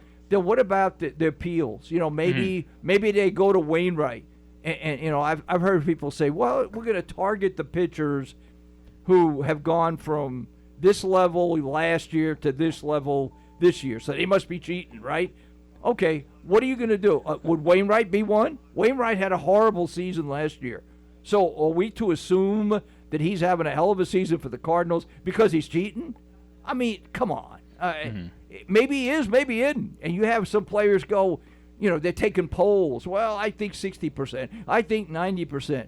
Those are the batters. Find a way to hit the damn ball. I mean, whether they're spinning it or not, find a way to hit it and quit complaining about it. Yeah, this to me has about the same effect. This to me feels like, if I had a comparison, was like when the NCAA comes down and stuff. They're like, we're going to come down on it since you're looking at us now. Since we're now put under the spotlight, put under the pressure, now we're going to do something, and it's not really to a big effect because it's the 10 days, but they're still going to get paid. They're still going to get their cash no matter what. Like, if you wanted to send a real effect, for one thing, it'd probably be more than just 10 days, enough to where you get a good chunk of starts off their books, and you make sure they don't have a paycheck. This is it's a pity slap on the wrist. Like, oh yeah, we're going to really hammer it down on you. You get basically 10 days worth of rest. You're still going to see your paycheck. What's the easiest way, Patrick, in this day and age, if you're going to do this? And I'm not saying they don't do it. I mean, pitchers are like batters. They're going to do everything they can to get an edge, right? And if it walks the fine line, it does. But we got pitchers now who have that little card in their hat, right? What's the easiest way to get you something on your finger is to take your hat off, and there's something on the bill of your hat underneath, and you're supposedly looking at the card, right? Now, what am I going to throw to this guy? Yeah. But you can. What's the easiest way of mixing something up there where you have it on your finger? Or your belt buckle. Come on, we're gonna send these guys through a security thing every inning. You got to go out and get frisked to make sure you don't have any kind of foreign substance. I mean, if you do and it's obvious, okay. But these pitchers are smart enough not to make it obvious. I say you say that, but then you see at some obvious points where you randomly see a pitcher, they're digging in their glove like they're digging for gold They've somewhere. been digging in their gloves since gloves have been around, since true. pitchers have been around. And that was just the scuff thing. They would scuff the ball to make it. So, again, does it go on? I'm sure it does. I'm sure it does. But, is that going to be such a priority now for umpires? Or are we just going to make this just something else about Major League Baseball that's a joke? Right, and that's what I'm saying is you've talked about, we know the umpires are going to come out and do these regular checks. What does that mean? Every time a pitcher digs into a glove, the umpire is going to come out and be like, hold on, got to stop. Let me check. Make sure there's nothing there. Oh, there might be. Oh, wait, no, that might be part of the glove. And next thing you know, we're 7 minutes into a stoppage in play of a game that already takes too long. So I think it's – and you look at part of it, too, with the players. It's like you said, Tom, they always have this – it's always been a thing in the game. And I really do believe that part of it is truthful when they say they want to hold on to with the grip and things like that. I get that, especially with the velocity and the control, the lack of control that some of these pitchers already have. That's why when you look at the rosin and the sunscreen, that's never been a thing that has actually enhanced the pitcher. If anything, it's just given him more control. And so now you're going to go out there, and if there's anything at all, whether it's sticky or not, all of a sudden it's an ejection and you're going to get 10 games. But, I mean, then what? If the umpires decide not to kick anybody out in the next, let's say, couple of weeks, is Major League Baseball going to crack down on them and be like, there's no way. There's no way you guys haven't found anything there. You better make an ejection here pretty quickly. I mean, I just feel like it's going to be a complete mess. This is one of those things, again, where you had to basically poke and prod Rob Manfred and company and say, hey, you might want to do something. He just yawns and tosses you a little bit of a bone, says, this'll get him by for a little bit. I mean, surely it won't be any big deal. And I did say this, Tom, too, and I want to ask you this before we hit our break. When it comes to all the sticky substance and all that and all this drama going on, when you think about everything else that's going to be discussed after this season with the CBA being up, do you see this now being a part of Major League Baseball where we come into it next year in the offseason and the talks that just continue to drag and drag and drag because players and the owners and the league cannot get on the same page about this specifically, on top of all the other different rule changes, things they want to implement, the universal designated hitter, all this stuff? And bottom line, do you see this being a situation that just drags out all off-season long up to the point where we're talking, is spring training even going to happen on time? Is the season even going to happen on time? Well, I think that's probably a reality even without all this stuff because, I don't think everybody was on the same page coming back to work this year. They were just happy to come back to work. I just we had Carson Teal on on Out of Bounds, Zoom-wise, on a day he's pitching tonight on Double-A. And we talked about, the business side, the actual business side of what's going on in Major League Baseball. It's something you got to get used to. So I think that every time you add another one of these restrictions or probations or suspensions, and every time there's a sticking point, you're in a situation where that you can help. You're going to deter any kind of progress going forward. But it's still about money. It's still about all, can you make enough money here? I found it somewhat amusing. Now, Pete Alonso is not the face of Major League Baseball, and he's not been around long enough to do so. However, I found it amusing that he brought that up in a public setting, saying, this is all about, we don't worry about the guys on the mound because they're throwing 100 miles an hour. I want to make sure they got a good grip so they don't lose a grip throwing it 100 miles an hour and I get nailed like Pilar did in the head. But the fact is, he brought up, well, it's all about money. It's all about free agents. So if they're not hitting this year, maybe the baseball's got something to do with it. And now they don't have the numbers to go to the management and say, I hit 400 and I ought to have more money. Maybe baseball's manipulating things with the baseball. Baseball changes each week. Now, the owner of the GM of the Mets can, that's silly. Alonso didn't make that up on his own. That's filtering around the major leagues. Behind the scenes, and people are saying that. But where are we? Let's play the damn game, okay? Quit changing baseballs. Quit coming up with these absurd rules that we're going to suspend pitchers. Hey, you find a way when you get in the box, hit the damn ball. They're throwing it over. They're going to throw it here. They're going to throw it here. You got all the analytics in the world. Now find a way to put the bat on the ball. That has not changed since day one when they first started playing. Mr. Doubleday put the game together. Yeah, when Pete Alonso said that the other day, I actually said, he's probably onto something because something tells me that he didn't sit down and theorize this and think to himself, that sounds good. He was spitballing for the right idea. No, he's onto something here. And he's heard that from other players. No question. He's heard that from veterans. Sure. Yeah, absolutely. And he's on to the idea as well, and he understands that, like he saw it firsthand, like you said with Kevin Pilar. I mean, that was scary. He wants the idea of the pitchers to have good grip to be a reality in the game. He doesn't want that to. If it means that the ball's going to be a little bit more straight and not at their face, then he's okay with it. Occasionally, you'll get some wild spin. I think that's something he'd be okay with dealing with. But this is just another ploy by Major League Baseball to hopefully avert some of the eyes and then just get into the offseason and hash it out a bit there. But I'm with you, Tom. There's too many things going on right now that are maybe intended to make the game better, but it's not the case. I mean, plain and simple. They've gone the complete opposite way, and there's a lot of things they're going to have to fix. When we come back on the Robert Allen Friend Show, we got one TPT question that we'll run by Tom here involving Oklahoma State baseball, and we'll see what he thinks about that coming up here on the Robert Allen Friend Show, Triple Play Sports Radio.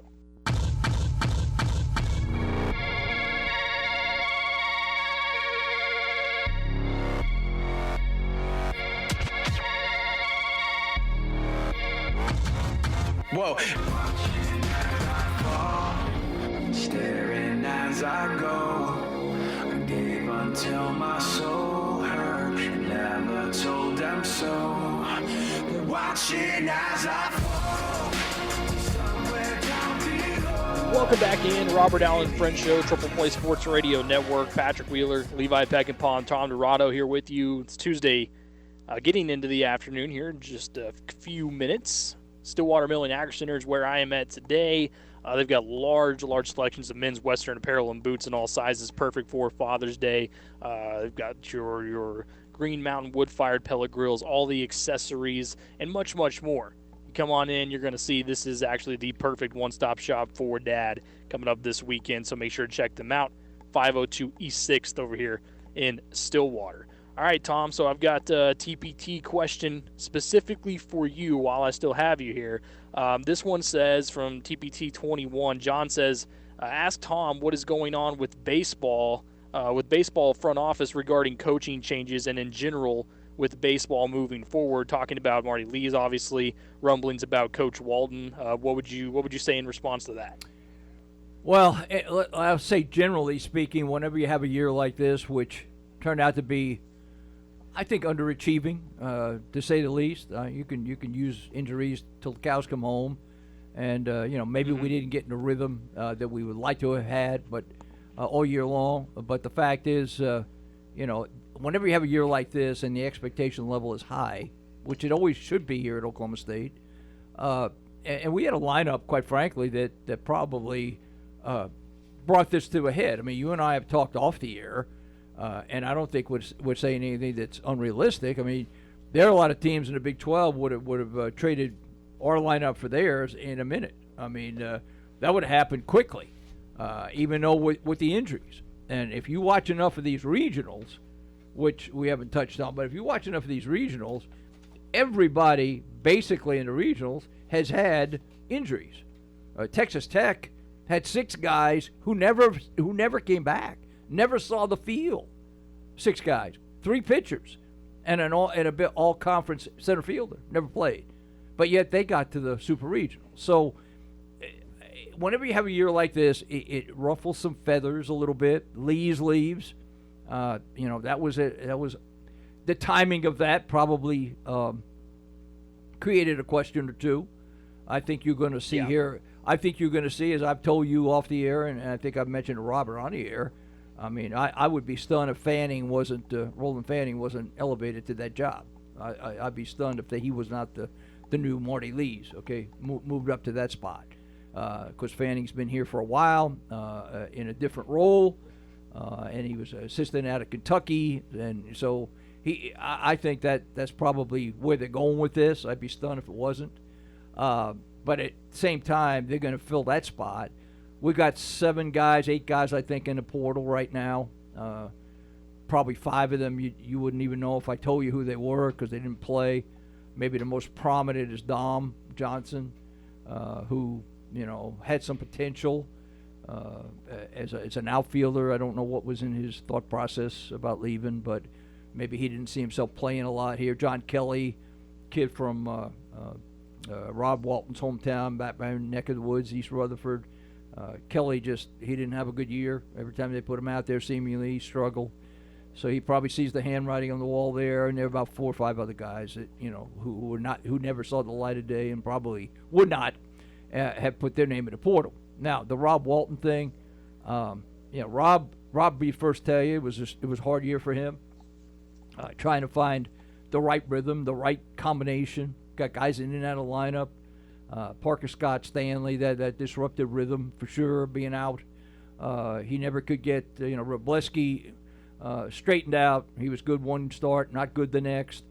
Parker Scott was solid as a rock as the one-hole guy, and when he went out, that disrupted rhythm. Osmond was there, then he wasn't. He struggled the last 3 or 4 outings that he had. So the pitching did look like, I'm sure, that Rob thought it would. Mitchell Stone was there, wasn't there.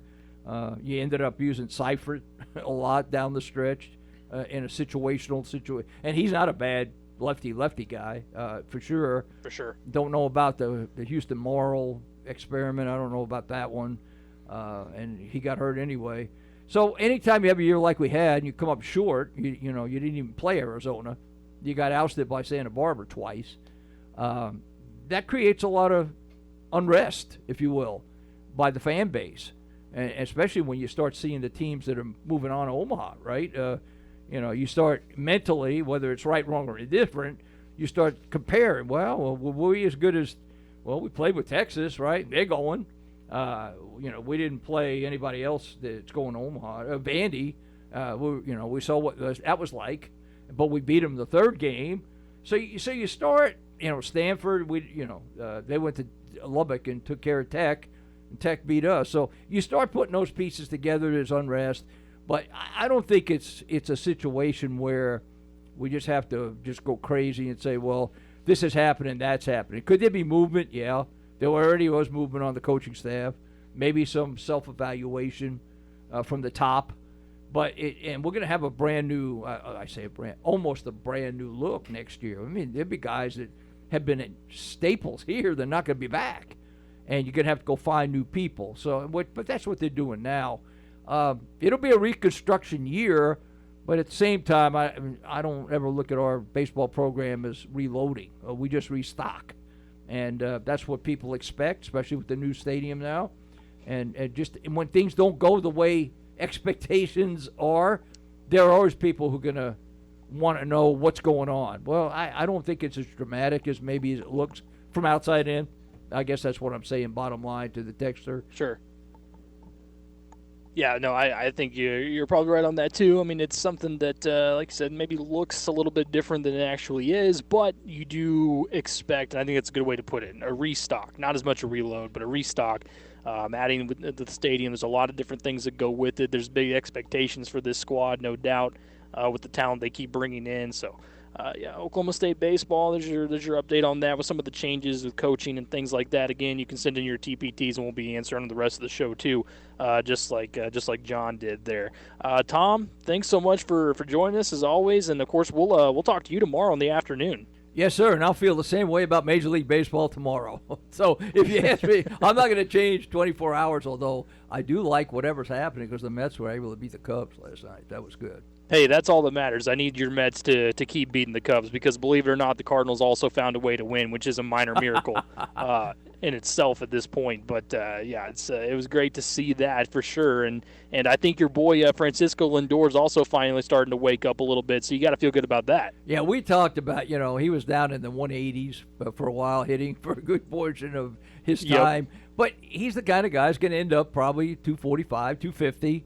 Going to hit double-digit home runs and knock in about 50 or 60 runs, and he'll save you some stuff in the infield. And he's kind of a leader and he's a crowd favorite, so he'll probably look good at the end of the year statistically, even though he had a horrible start. Yeah, no kidding. That'll be good for those Mets, and hopefully they can keep on beating those Cubbies. Tom, thanks so much, man. We'll talk to you tomorrow. All right, thank you. Appreciate it. All right, that's Tommy D, as always. Appreciate him joining us here on the Robert Allen and Friends Show, and he'll be back with myself and Levi and Zach on the afternoon show tomorrow. We got one more hour left here. We'll get into the noon hour coming up, and we've got a lot to get to. We'll introduce our buy or sell segment and break down some different topics involved in that. Aaron Rodgers, what's the latest on him? There's more news coming out of his camp and much, much more coming up here on the Robert Allen and Friends Show on Triple Play Sports Radio. Back after this. Feel like I'm gonna puke, cause my taxes are due. Do my best, we'll begin with a 1 or a 2. Been a hell of a ride, but I'm thinking it's time to grow. Metronome. Man, I'm up to something. Ooh-dee-la-dee-do, thank you all for coming. I hope you like the show, cause it's on a budget. So ooh-dee-la-dee-do, yeah. Come on, here we go, yeah. Come on. Here we go. So put your best face on everybody. Welcome back in, Robert Allen and Friends Show, Triple Play Sports Radio Network. Patrick Wheeler and Levi Peckinpah here with you on this Tuesday, filling in for Robert. Live Stillwater Milling Agri Center over here, 502 East 6th, and they've got all your Father's Day needs available right now. If your dad likes to work outside, they've got plenty of different workwear, clothing items, as well as gardening items, much more involved with fields and plowing, things like that he's going to do on the farm. You can also find it here at Stillwater Milling Agri Center. So make sure you come in and treat your dad or your grandpa or whoever the dad in your life is for Father's Day coming up this weekend.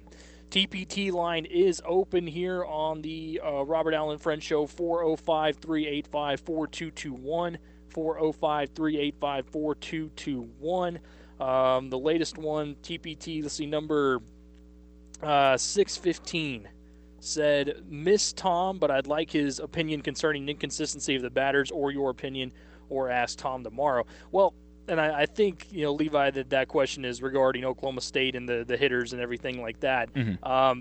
And I looked at it. If you look at overall what that team, we were talking about baseball with Tom before, when you look at that team last season, they ended up averaging 9 hits a game. Mm-hmm. And that's something that you're never going to be too ashamed of. You think at 9 hits a game, then you're gonna win the majority of those ball games, you would believe. But I think the question is more of the inconsistency in terms of maybe some late game situations, situational hitting where you got guys on base later in the year, and part of it too, at least for me, Oklahoma State, when it came down to facing lefties, it was always an issue. When they ran into that at UC Santa Barbara, and we had previewed that quite a bit, that could potentially be a problem, and it was. And I think a part of it, too, you look at specific guys. The first one that comes to mind for me was Nolan McLean. He started off really, really hot, and it looked like he was going to be a big-time consistent contributor at the plate for that squad. Ran into injuries that prolonged a little bit longer maybe than expected, and he never really got back to where he was. Yeah, a guy like Christian Encarnacion Strand, I think it kind of overshadowed a bit his overall performance because he was just hitting home run after home run. It looked like he couldn't be stopped. Then the home run drought came, but he was still getting his hits. But when you get used to that, it kind of seems like maybe he fell off, although we know he didn't. When you go down the list of different guys that maybe lacked the consistency here and there, game in and game out, especially late in the year, this was a team that raked really all season long, and it just kind of fell apart at the wrong time. And I think that's why if you were able to go up, you win against UC Santa Barbara, and if you were to ever get a chance to take on an Arizona or move past that regional, I would have liked to see where that offense goes, because when they get hot and they stay hot, and I was expecting more of that to come along, where you got some of these guys getting more contact, getting more bat on the ball, feeling good about themselves up there at the plate. So I think we would have seen more of that had we been given the opportunity. However, I can agree with the texter. There were some inconsistencies there, and the biggest one to me comes from, like I said, a guy like Nolan McLean, who really gave that feel like he was going to be one of the big guys this year when it came to swinging the bat, and unfortunately it didn't pan out that way. There were others like that too, but still, 9 hits a game, that's something you can't complain about too much. Oh yeah, that's something you can hang your hat on. It's decent, but you're right. In certain scenarios, whether it was against some lefties or whether it was in various situations where you got guys on base, we saw that so many times where you left a lot out on the plates, and you could have easily brought in a couple guys, got in a couple runs, and it's just those scenarios that you would hope that Oklahoma State could have worked their way out of and got a little bit more on the board, but unfortunately they didn't. Hopefully you're going to be able to clean that up in the offseason, be able to work your way out of those scenarios a little bit more. But yeah, those were some things that just when it came down to the end of the day, it just a little bit of a little pinch on Oklahoma State's season, and it was just something that just kind of left a little bit more of a bitter taste in your mouth than what was already there.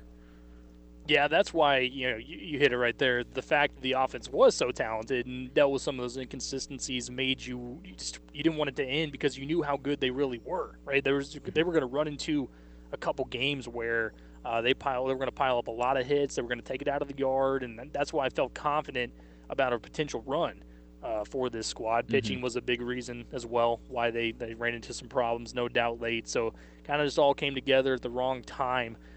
In the wrong way as well, I should say, for Oklahoma State baseball. All right, so when we get started off in this second hour here, we're going to introduce a segment that we do if you don't listen to the Afternoon Sports Drive, which I encourage you to do 3 to 5 every day. We do a segment on there called Buy or Sell. What that is myself, Zach, and Levi, when he's on, we'll throw a few topics to each other and see if we would buy that topic or sell that topic. So, Levi, I'm going to start with my first one here for you.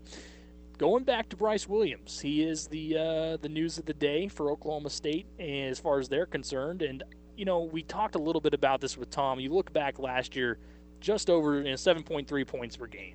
And the roles he's going to have to fit into this season. With all that in mind here and Bryce returning, buy or sell that he averages 10-plus a game for Oklahoma State next season. He gets himself into those double figures. I think that I can buy 10 plus. I'm thinking like right at about 10. I'm thinking about 10.5 points per game. That to me sounds like the right number for Bryce, that he steps up. Basically, I hope he gets close to the role that he was last season, but he's a little bit more consistent on the offensive side of the ball. Because I think defensively, athletically, the kid is a genetic freak. But if he can kind of hone himself in offensively and just get himself a little bit more consistent instead of trying to take a couple wild shots to try to go out, and he maybe wants to, we've seen at some points he wanted to try to be that X Factor guy, but you're going to need, again, like what we've been saying this whole show, you need guys that can fit their roles, and I think Bryce can fit his role really well. It's just mainly if he really actually wants to connect with it. And I think he will this upcoming season, because if he connects with that role, I think it's going to lead to some greener pastures in the future, whether it's in Europe or China or whatever. But I think if he can fit his role, it could end up really well for him down the line. So I will buy at about like 10.5. I'm actually going to sell, and I don't think that when I say that, that's not a knock on what Bryce is going to do, because and this might sound strange, but I'm not thinking that that's exactly what Oklahoma State's going to necessarily need out of him. Obviously, you want the points, but they're not going to be like, man, we expect 10 a game from Bryce Williams. I think it's more going to be we expect him to come in, make a big shot when we ask. We expect him to be solid on defense. We expect him to provide a spark, but we're not, expecting a ton of point production pouring in, that type of thing. And part of it too for me, Levi, is like you mentioned, the shot selection. Does that improve? Does his accuracy improve a little bit more? Does he take higher percentage looks this season? All things that I think he still has to work on a bit. I love the idea of Bryce coming back. I think he mixes in well with this group. Again, it's can he accept what he's being asked to do, and we'll find out pretty early. So I'll sell. I like it going up though. I like 8 to 9 is going to be real close. And if he hits, like you said, on that 10, that's even better, because that means he's getting good looks every single game and he's being a really consistent contributor. But he's a guy that you're going to want big time shots from, but you're also going to ask him to do a lot of other things that help this team really go and drive the engine. And it all goes back to filling that void of no Cade Cunningham, because it's like Tom detailed. You're asking Avery, you're asking Bryce, both Bryces now. You're asking Isaac Likely, you're asking Rondell Walker. All these guys say, hey, look, we need you to fill the hole that one guy left. And believe it or not, it's a pretty big one. So can you guys step into that role? And if Bryce accepts it, then he's going to have a lot of success this season. I really, really do believe it. I actually have another TPT that came in, Pistol Pete Ford Smith, and this one ties in pretty well. He said, I wonder if Bryce Williams scheduled some classes he can deal with this year. I think I would have to answer that with saying that I absolutely believe that was probably part of the case, because we know he was, as we said, very, very open about not being a fan of school. So I bet when the scheduling came down, he found a few classes that he could manage to deal with while playing some basketball. Yeah, that's you just got to find stuff that he'll be able to manage in his off time. He'll be all right. He'll be able to figure out what classes he's got. So for my buy or sell, I'm going to do my football one first, because my basketball one's a little interesting. But for football, it's still revolving in the NFL around Aaron Rodgers, because that totally hasn't been keeping us up all night. But buy or sell, we're going to hear more news on an Aaron Rodgers trade in July. I think with how things are going right now with Aaron Rodgers, I assume he's going to be staying away for the majority of the camps. And I don't know if we're going to really be hearing anything on a trade until we get towards July. Yeah, I'll buy that. I don't think there's really look at a couple weeks left in June right now, and I don't think there's a lot of interest in an immediate movement. But I would be crazy to think that there isn't a lot of talk involved about where he might land, and that's coming from the Packers too at this point, I think. And we'll detail that here after this segment, because of more things that were said. But you get closer around that time, training camp's gonna ramp up and everything, and the Packers are still, we've said this a bunch. They claim that we're not gonna move him. He's our quarterback and everything, but as you know, Levi, it's decision time. Coming up pretty quickly. They have to understand that either we don't move him and we take the risk that he refuses to play and he's just over there sitting on the bench or not even with the team, I should say, and we're stuck with Jordan Love and Blake Bortles, and we got to figure out what the heck's going on. Doesn't sound like a great mix. So they know that has to be a part of it, or we either make a move. We know we have teams that have interest right now. Certainly the Broncos are in the mix. You have to think the Raiders are probably in the mix. A bunch of other teams that could try to make something happen, that want to make a move. It could be a surprise squad that comes up and says, we'll do this for Aaron Rodgers. Now, it has to be a team that's going to give a quarterback back. I mean, we know that too.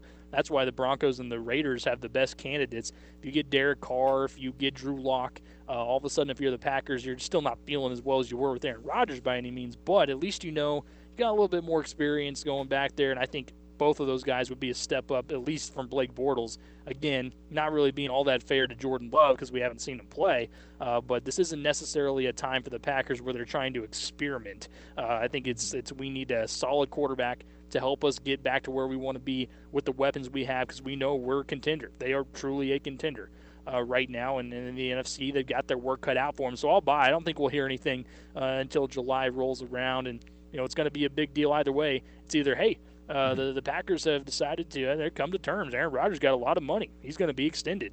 Or breaking news. We got the biggest trade to go down in a long time, and he's headed over to the Broncos. Here comes Drew Lock and a bunch of first-round picks.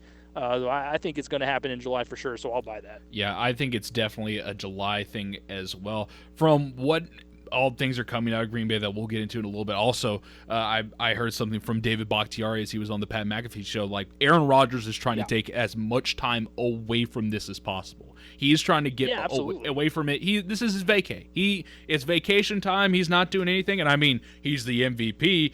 He's done everything in the league. He deserves some vacation time. So I think once he gets back to Green Bay, once they get back and start figuring some stuff out, whether they hash some stuff out via contracts or trades, I think that's going to wait until July. You're going to see what you can get out of Blake Bortles and Jordan Love. I still feel sorry for the kid. But you're going to figure all of that out later. You're going to figure out everything with Aaron Rodgers later. You're going to see what you have right now in your talent. So I'm going to buy it will also be in July.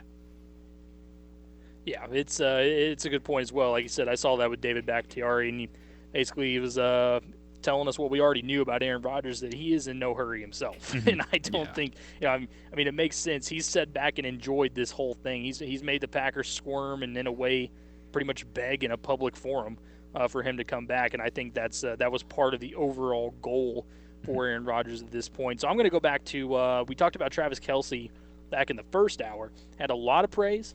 A lot of talk about how the Browns are going to be the team to beat this year in the AFC, and everybody better watch out for Baker Mayfield. Well, we'll see if that comes to fruition or not. But Travis Kelce last year, obviously dominant, Levi, as you know, at that position at tight end, new record for yards, and he set a new high for catches as well. So buy or sell that coming into this year, he does the exact same thing and sets a new career high in catches and yards. And I'm surprised he didn't also add touchdowns into that, because he also had career high in touchdowns with 11. Okay, yeah, you're right. Let's do that too. We'll throw that in there. Oh, I'm going to sell. I think he's going to get close. I think I would say, because if you look around how things are going, his catches have gone up a little, because in 2018 it was 103, last year or the year after was 97, then this past year was 105. I think you could still be sitting right around the 100 mark, maybe like about 99 catches. I think maybe like 1,300 yards and 9 touchdowns. I don't know if you can hit those numbers, because those are some big numbers. But if we're also thinking, because we've said a lot of times that next season most likely is going to be a Patrick Mahomes revenge year. We've said that and touted that I don't know how many times. So there's a good shot, since Travis Kelce, he is that number one target for Patrick Mahomes. I'm going back and forth with this, and you know what? Fine, I'll buy. I think you're going to be hitting like probably 107 with the catches, 108, and then maybe close to 1,500 yards, or maybe I'll go 1,450 and then 12 touchdowns, because he is the number one target for Patrick Mahomes. And if we've been saying for so long that Patrick Mahomes, this is the revenge year, he's got the great offensive line now, he went from one of the worst to one of the best, and all of his targets are still here, you got to be pushing it forward that someone's got to benefit the most off of Patrick Mahomes going off on everybody, and it's most likely got to be Travis Kelce. Yeah, and I guess what I'll do is I'll buy. I think he's going to have even more catches. He set a new high with 105, which was 2 more than his previous high. Touchdowns, I think I'll buy 2. He had 11, which was 1 more than his previous high. I think he can get 12 or more. Yards, just over 1,400 for a tight end. I mean, that's just unbelievable. It is crazy. Obviously unheard of, and he's not. I mean, it's hard to call him a tight end at this point. I mean, he does everything a receiver does, but then of course he does block well too. So I'll sell the yards. I'm not sure he can get past that. That was truly unbelievable. But he was 7 catches a game, and as you know, even with the Chiefs bringing in guys at wide receiver, and when they had Sammy Watkins and things like that, Travis Kelce was still the guy. He never once faded away to not being an option. Clearly, Pat Mahomes' favorite option since he's been with Kansas City. And I think the best part about it, too, and what helps him, especially with these big-time numbers, is the way that Andy Reid uses him. And we've seen that copycat, again, coming back into the league with people trying to use tight ends like Travis Kelce in different bunches, in different formations, especially around the goal line, where they get him involved. You look at those touchdowns, how many of those last year were little flips from the 2 or from the 3 just to get him in and have him give him a chance to plow through a couple of defenders, and he's got himself another touchdown. That's why that number also continues to go up. But at the same time, you always seem to find him open the middle of the field. That's because he's such a pure route runner. when it comes to that position too. That's why it makes you go back to the tight end. We know or to the wide receiver position. He mirrors that. He has really, really good hands. So I'm going to buy touchdowns, catches, but not quite the yards, although he is certainly the focal point of this offense. I think the Chiefs have found one of the best to ever do it at that position. He's going to have a heck of a year, there's no doubt, again, because the Chiefs need him. And like you said, with Patrick Mahomes coming back, with that on his mind, and I think that extends from Patrick Mahomes to the rest of the team. Oh, yeah. I mean, it's revenge time. They're in a situation where, they made the Super Bowl. We all know they got plain embarrassed in the Super Bowl, and they don't want that to stick with them and be the talking point all next year. Yeah, Kansas City is good, but they fell apart. They couldn't get it done when it mattered the most. And a guy like Travis Kelce is going to be a big part to show that they are past that and moving forward. I can't wait for them to come back and be a real thing again, because Kelce is so dominant. So I'll buy 2 out of 3 there. Okay, 2 out of 3 does sound pretty. That sounds about right, because with yards it could be. I'm thinking maybe between 1350 and 1450. He could, if the revenge plot line that we've been putting out goes on to plan, you could see him go over that. But I think maybe around 1350 to right at 1400 sits right about right. Which still is just incredible for a tight end. Like, those numbers for a tight end are just unbelievable. It is very crazy. But yeah, he's pretty much a wide receiver one over there in Kansas City. Yeah. But I'm going back to the world of basketball, and the big three that Ice Cube started, they actually had their draft last night, and the first pick of that draft was former Baylor center Isaiah Austin, which, if anybody remembers him, he was originally going to go to the NBA draft, but because he came down with Marfan's disease, they ended up making him like a celebratory draft pick, and he's been trying to get back into playing professional ball. He signed over in Serbia, played with TBT for a little bit. But buy or sell, with him being the number 1 overall draft pick for the big three, this will become his one big opportunity to get into the NBA. Yeah, I remember Isaiah Austin, man. He was going to be a stud. I really thought, at the next level, getting that opportunity with his size and his skill set, and showed a lot when he was at Baylor. When he had that chance, I felt terrible for him. Obviously, things out of his control, not being able to, like I said, with that disease, really get a chance at the NBA. They did make it a big deal to try to make him a part of it with the draft, and I know he was even offered a job there in the NBA too by Adam Silver once he completed education at Baylor. But like you said, he's been all over the world trying to play. China, Germany, all those places, and he's had some decent numbers. Of course, that's different competition. But the fact that he was playing basically blind with one eye at Baylor too and doing what he did, it's just unbelievable. Shows how much of a pro I think he really is. So he gets a chance here in the big three.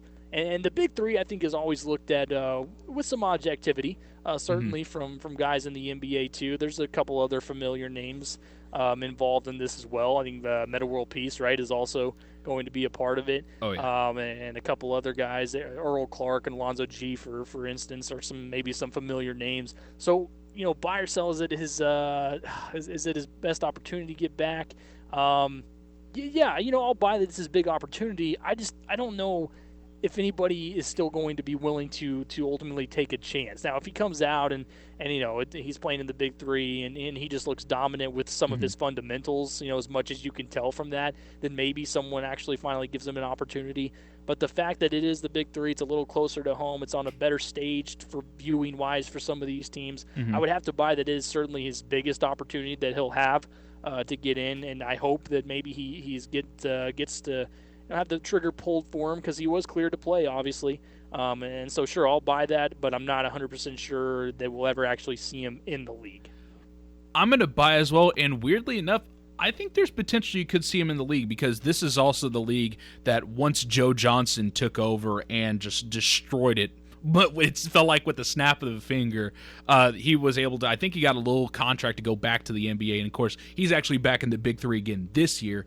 But I mean, it's full of a bunch of NBA talent, whether it is Joe Johnson, Rashard Lewis, Josh Smith, Jared Jack. It's if you can name a who's who of the 2000s in the NBA, they are most likely in the Big Three. And then there's also a lot of other various role players. You got Nick Young in there. I saw Ryan Hollins, thank goodness he's off of the TV screen when it comes to talking, and he's now going to go back to playing basketball.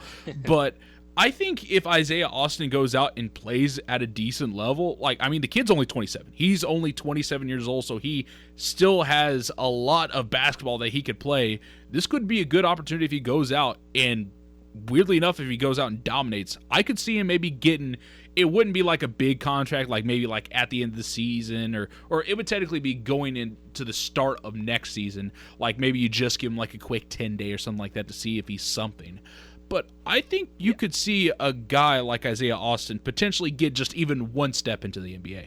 I think it'd be great. It'd be an awesome story because clearly this has been a really big attempt at a comeback in a lot of different ways, and something that you don't hear of very often with that disease. So it'd be great to see. I'm rooting for him. That's for sure. We come back on the Robert Allen and Friends show. We'll dive a little bit more into the Aaron Rodgers mess as it continues to grow. There was a little bit more to the story yesterday after the Packers president had a few words about his star quarterback, his MVP quarterback. We'll break that down when we come back on the Robert Allen and Friends show here at Triple Play Sports Radio.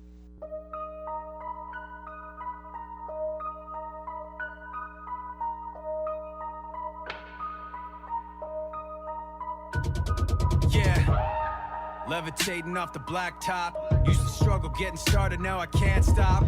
Used to be the quiet kid in Welcome the back sandbox, in. now it's Robert Allen and Friends show, Triple Play Sports Radio Network. Patrick Wheeler, Levi Peckinpah.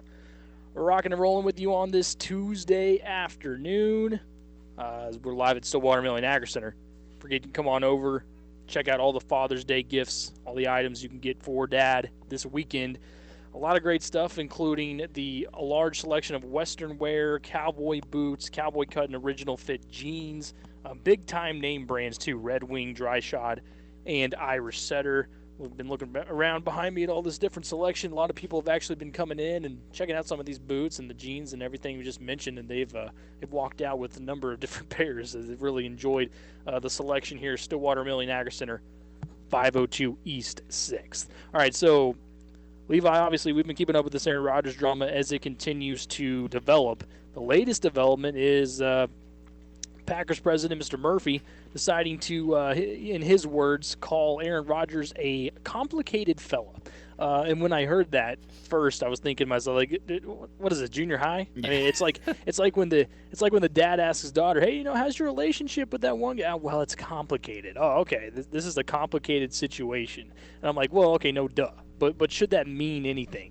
And I think so, because it's simply weird to think about here if you're looking into this next season, and obviously you've got problems from Aaron Rodgers to the GM, and I think the president has probably got to be involved in that a little bit. Mm-hmm. He would like to say front office more than anything, and then that includes the president. But can you imagine just like coming into this season, hey, there's our little complicated quarterback. It's good to see you there, Aaron Rodgers. Sorry, for what I said over the offseason, but it's good to see you. But to me, it goes back to the Packers on some level. Maybe not at the forefront, and maybe it takes a little bit of a different insight to look at this way, but I think it's still part of the Packers wanting to push Aaron Rodgers out of the scene. Mm-hmm. They come out and they say what they've said about him. Oh, we want him back. We really, really do. We're going to do whatever we can to make sure he's good to go here. But how much of that is a little bit of smoke? Because I feel like the we don't trade him talk is a lot of smoke, and they want to get it done right now, obviously, and give it a couple of weeks, but because they have to have that QB in the deal, and they want to get him involved in the system. As we know, the Broncos can provide that, the Raiders can provide that, as we've said. So I think that part of what he's saying here by going ahead and throwing out that word complicated, to me, it's just another outlier. You go back to the draft with Jordan Love, you go back to all that drama where it kind of stemmed from, and then later on we find out the communication was obviously really terrible. There's no way that was on accident. There's no way that you forget to talk to Aaron Rodgers about his replacement being the selection made for the Green Bay Packers. So too much of this is too fishy for me. I don't feel like the Packers organization just messed all this up in a way that wasn't at least on some level a bit intentional. And I think part of these comments are also a bit intentional from the president too. Yeah, it just feels like it's too many subtle jabs at Aaron Rodgers for no other reason except that you can already tell his feet's on the way out, and you're just kind of wanting to kick them out from under him so that way he hits his butt on the way out. it feels like that Green Bay keeps putting themselves in the situation more and more that they are the ones that look like the bad guys because they don't know how to communicate with a QB, which even with this little shut of like he's a complicated fellow, like we're trying to say stuff like, oh, he's a complicated fellow, like we're out like the 1910s for some reason. I don't understand why you got to put it in that type of lingo, but I guess it's the more and more trying to throw subtle shade, which it doesn't make sense because they've even come out at some points and admitted that they are in the wrong. They've admitted that this is not going their way. They could have communicated better, and now you're just throwing another shot at Aaron Rodgers. There's no need to do this. The way to be doing this would be to call in his line, telling him how this is a complete mistake. We've screwed up so much, which I assume they probably have already too many times. But doing this on a level where it's a little subtle shot doesn't help anything. It's, again, you shove him out the door just a little bit more instead of recognizing your flaws as an organization. Well, that's why I think the translation, when he says complicated, and surely that's just let me throw this out there to the media and see, so they can see that, I'm still a good guy. He's just a complicated guy. No, okay, what he means to say is we're tired of not hearing from him, where we understand what he's trying to do with all the leaked videos and things like that. We understand that this is all on purpose to stay silent and just kind of laugh at what's going on because of his silence. That's what he wanted to say. And like you said, he kind of keeps we keep getting the news thrown back out there. Oh, yeah, we want him back. We're going to do whatever we want. And again, that might just be a bunch of smoke to keep everybody calm for now and make sure that when the bomb drops, it's going to be the only bomb at that time. And that's why I think that, it may be a little bit, hey, we want to act like we really care. But at the same time, look, you're acting like a spoiled brat at this point. If you want to leave, that's really no skin off our nose at this moment. If you want to leave, we will help you pack and push you out the door, as much as it's going to eventually hurt us and then be a transition to find the right guy at QB. We're tired of it. We're ready to move on. Clearly, they were ready to move on when they picked Jordan Love. I mean, that was no accident. They moved up to do so. They knew Aaron Rodgers' future was coming to an end at some point here pretty quickly with the Packers, and then he comes out and does what he did. That's what always gets me every time. If he had simply gone out last year and had an average year, this would be a lot easier on a lot of different levels. But the fact that he went out and had an MVP season, it gave him so much extra leverage on everything that goes on with this situation that now he feels like he's completely in the driver's seat and has been this entire time.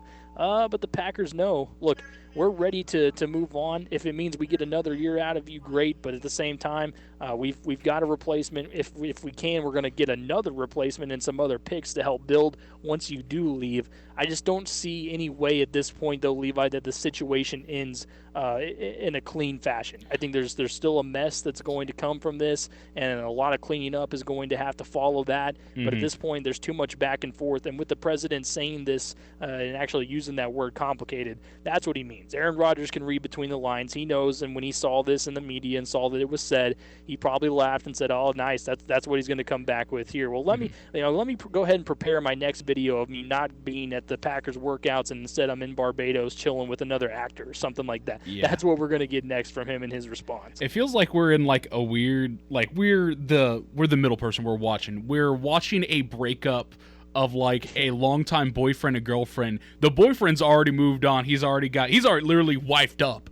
But literally the girlfriend in the Green Bay Packers like, "Oh, you didn't dump me. I dumped you." And we're just sitting here watching like, can you just send Aaron Rodgers to Denver or the Raiders and let's get this over with? Because this is just, it's ugly at this point. One guy's getting portrayed in the best light possible, and I mean, you don't blame him. Aaron Rodgers, from every point, looks like he's gotten the short end of the stick in Green Bay, while now Green Bay is it seems like they're trying to flip it on its head, and they're trying to play some kind of card and get some kind of sympathy, which he ain't getting from anybody.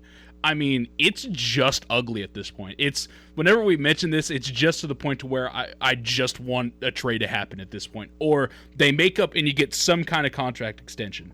I need to know, is this going to end up, are we officially going to get the breakup, or is this going to be like, all right, we're back on short terms, but I got you in like your peripherals of like, but if you mess up one more time, I'm officially done. Yeah, no, I'm with you too. I'm ready for him to find his new team. Let's get that out of the way and see what happens when all that shakes out for sure, because now we're just getting a lot of back and forth. That's the latest development in the Aaron Rodgers drama. When we come back here on the Robert Allen and Friends Show, we'll introduce our final segment and tell you something that we learned today on the show, and then that's how we'll say goodbye. Coming up here at Triple Play Sports Radio right after this. I am a sinner who's probably gonna sin again. Lord, forgive me. Lord, forgive me. Things I don't understand. Sometimes I need to be alone. Trick don't kill my vibe. Trick don't kill my vibe. Welcome back in, Robert Allen and Friends Show. Triple Play Sports Radio. Patrick Wheeler and Levi Peckinpah with you as we get ready to put a cherry on it today. Filling in for Robert. Live Stillwater Milling Agri Center. Make sure you come on in, check out these Green Mountain wood-fired pellet grills for Father's Day. They are flying out of here. I've already seen a couple leave today. Perfect for Dad's backyard, a lake house, tailgating, and Boone Pickens this fall, which he will definitely need that for. And, of course, it has 8 different options in one grill. You can grill, barbecue, roast, slow cook, sear, braise, bake, or smoke. They've got flavorful hardwood blends, sauces, rubs, and a ton of grilling accessories to go along with it, too. Make sure you come in and treat Dad this Father's Day, 502 East 6th, Stillwater Milling Agri Center. So to finish out the show, Levi and I are going to tell you one thing that we learned from today's, everything that we talked about, and something else that maybe we've seen throughout the day in the sports world. And Levi, I'll tell you what, when it comes to college football playoff, all right, we already know that the expansion is going to be worth a lot of money, but how much? In fact, I saw a report yesterday, actually last night, that came out and said an estimation that a 12-team college football playoff could be worth $1.9 billion a year. $1.9 billion. Yeah. Does that number surprise you at all? I mean, that's huge. That's a whole lot of money, man. Oh, I think it surprised me just with it only being 12 teams.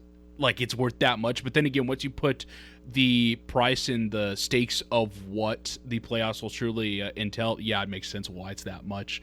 And I'm also wondering, like, well, then how much do people make off of, like, the smaller bowl games if we're going to have only 12 teams and all of that adds up to almost $2 billion? Oh, my gosh, that's just a good chunk of money that the NCAA is going to be rolling around in. Oh, yeah. It's really unbelievable, because you have the opportunity, if you are college football, to say, and look, you can look at it as a feeder for all the other sports too. I mean, that's what we talked about a bunch with COVID was, all right, college football is gone. A lot of other sports are going to have a chance to survive, but eventually if you get into the expansion of 12 teams and you're looking at pretty much $2 billion, it's unbelievable. I saw that this was in the San Jose Mercury News. They actually used the Pac-12 as an example here, and here was what they said. They said, quote, Pac-12 schools, which currently receive approximately $9 million annually from the playoff, could see that amount soar to $27 million per school per year, according to estimates by a data research company. That is just the Pac-12. Can you imagine? I mean, the increase is just unbelievable. So when we had talked about the expansion, what was one of the main points that we tried to make over and over? Money, money, money. And that is why, because you are going to have, and eventually, multiple different TV networks are going to want in on this too. It's not going to be just ESPN at some point, you'd have to think, like, for instance, the NFL does with all their other networks. All the advertisement, and then everything else that goes along with having the home playoff games. I mean, the money is just endless. So as if anybody couldn't think that college football in the playoff couldn't generate more cash flow, yeah, it's about to in a really, really big way. So another reason why expansion is not only around the corner, but guess what? It's here to stay, and I'd go as far as to say eventually it's here to grow even more too. Yeah, it's definitely going to grow. Oh, my brain's still trying to wrap around $2 billion. Oh, gosh, that's just so much money. But right now, going on in the NFL, it's all the mini camps for all the various teams, and it's been coming out who is not going to attend these camps, and there's a lot of very superstars. And here's a list that was put out by Field Yates.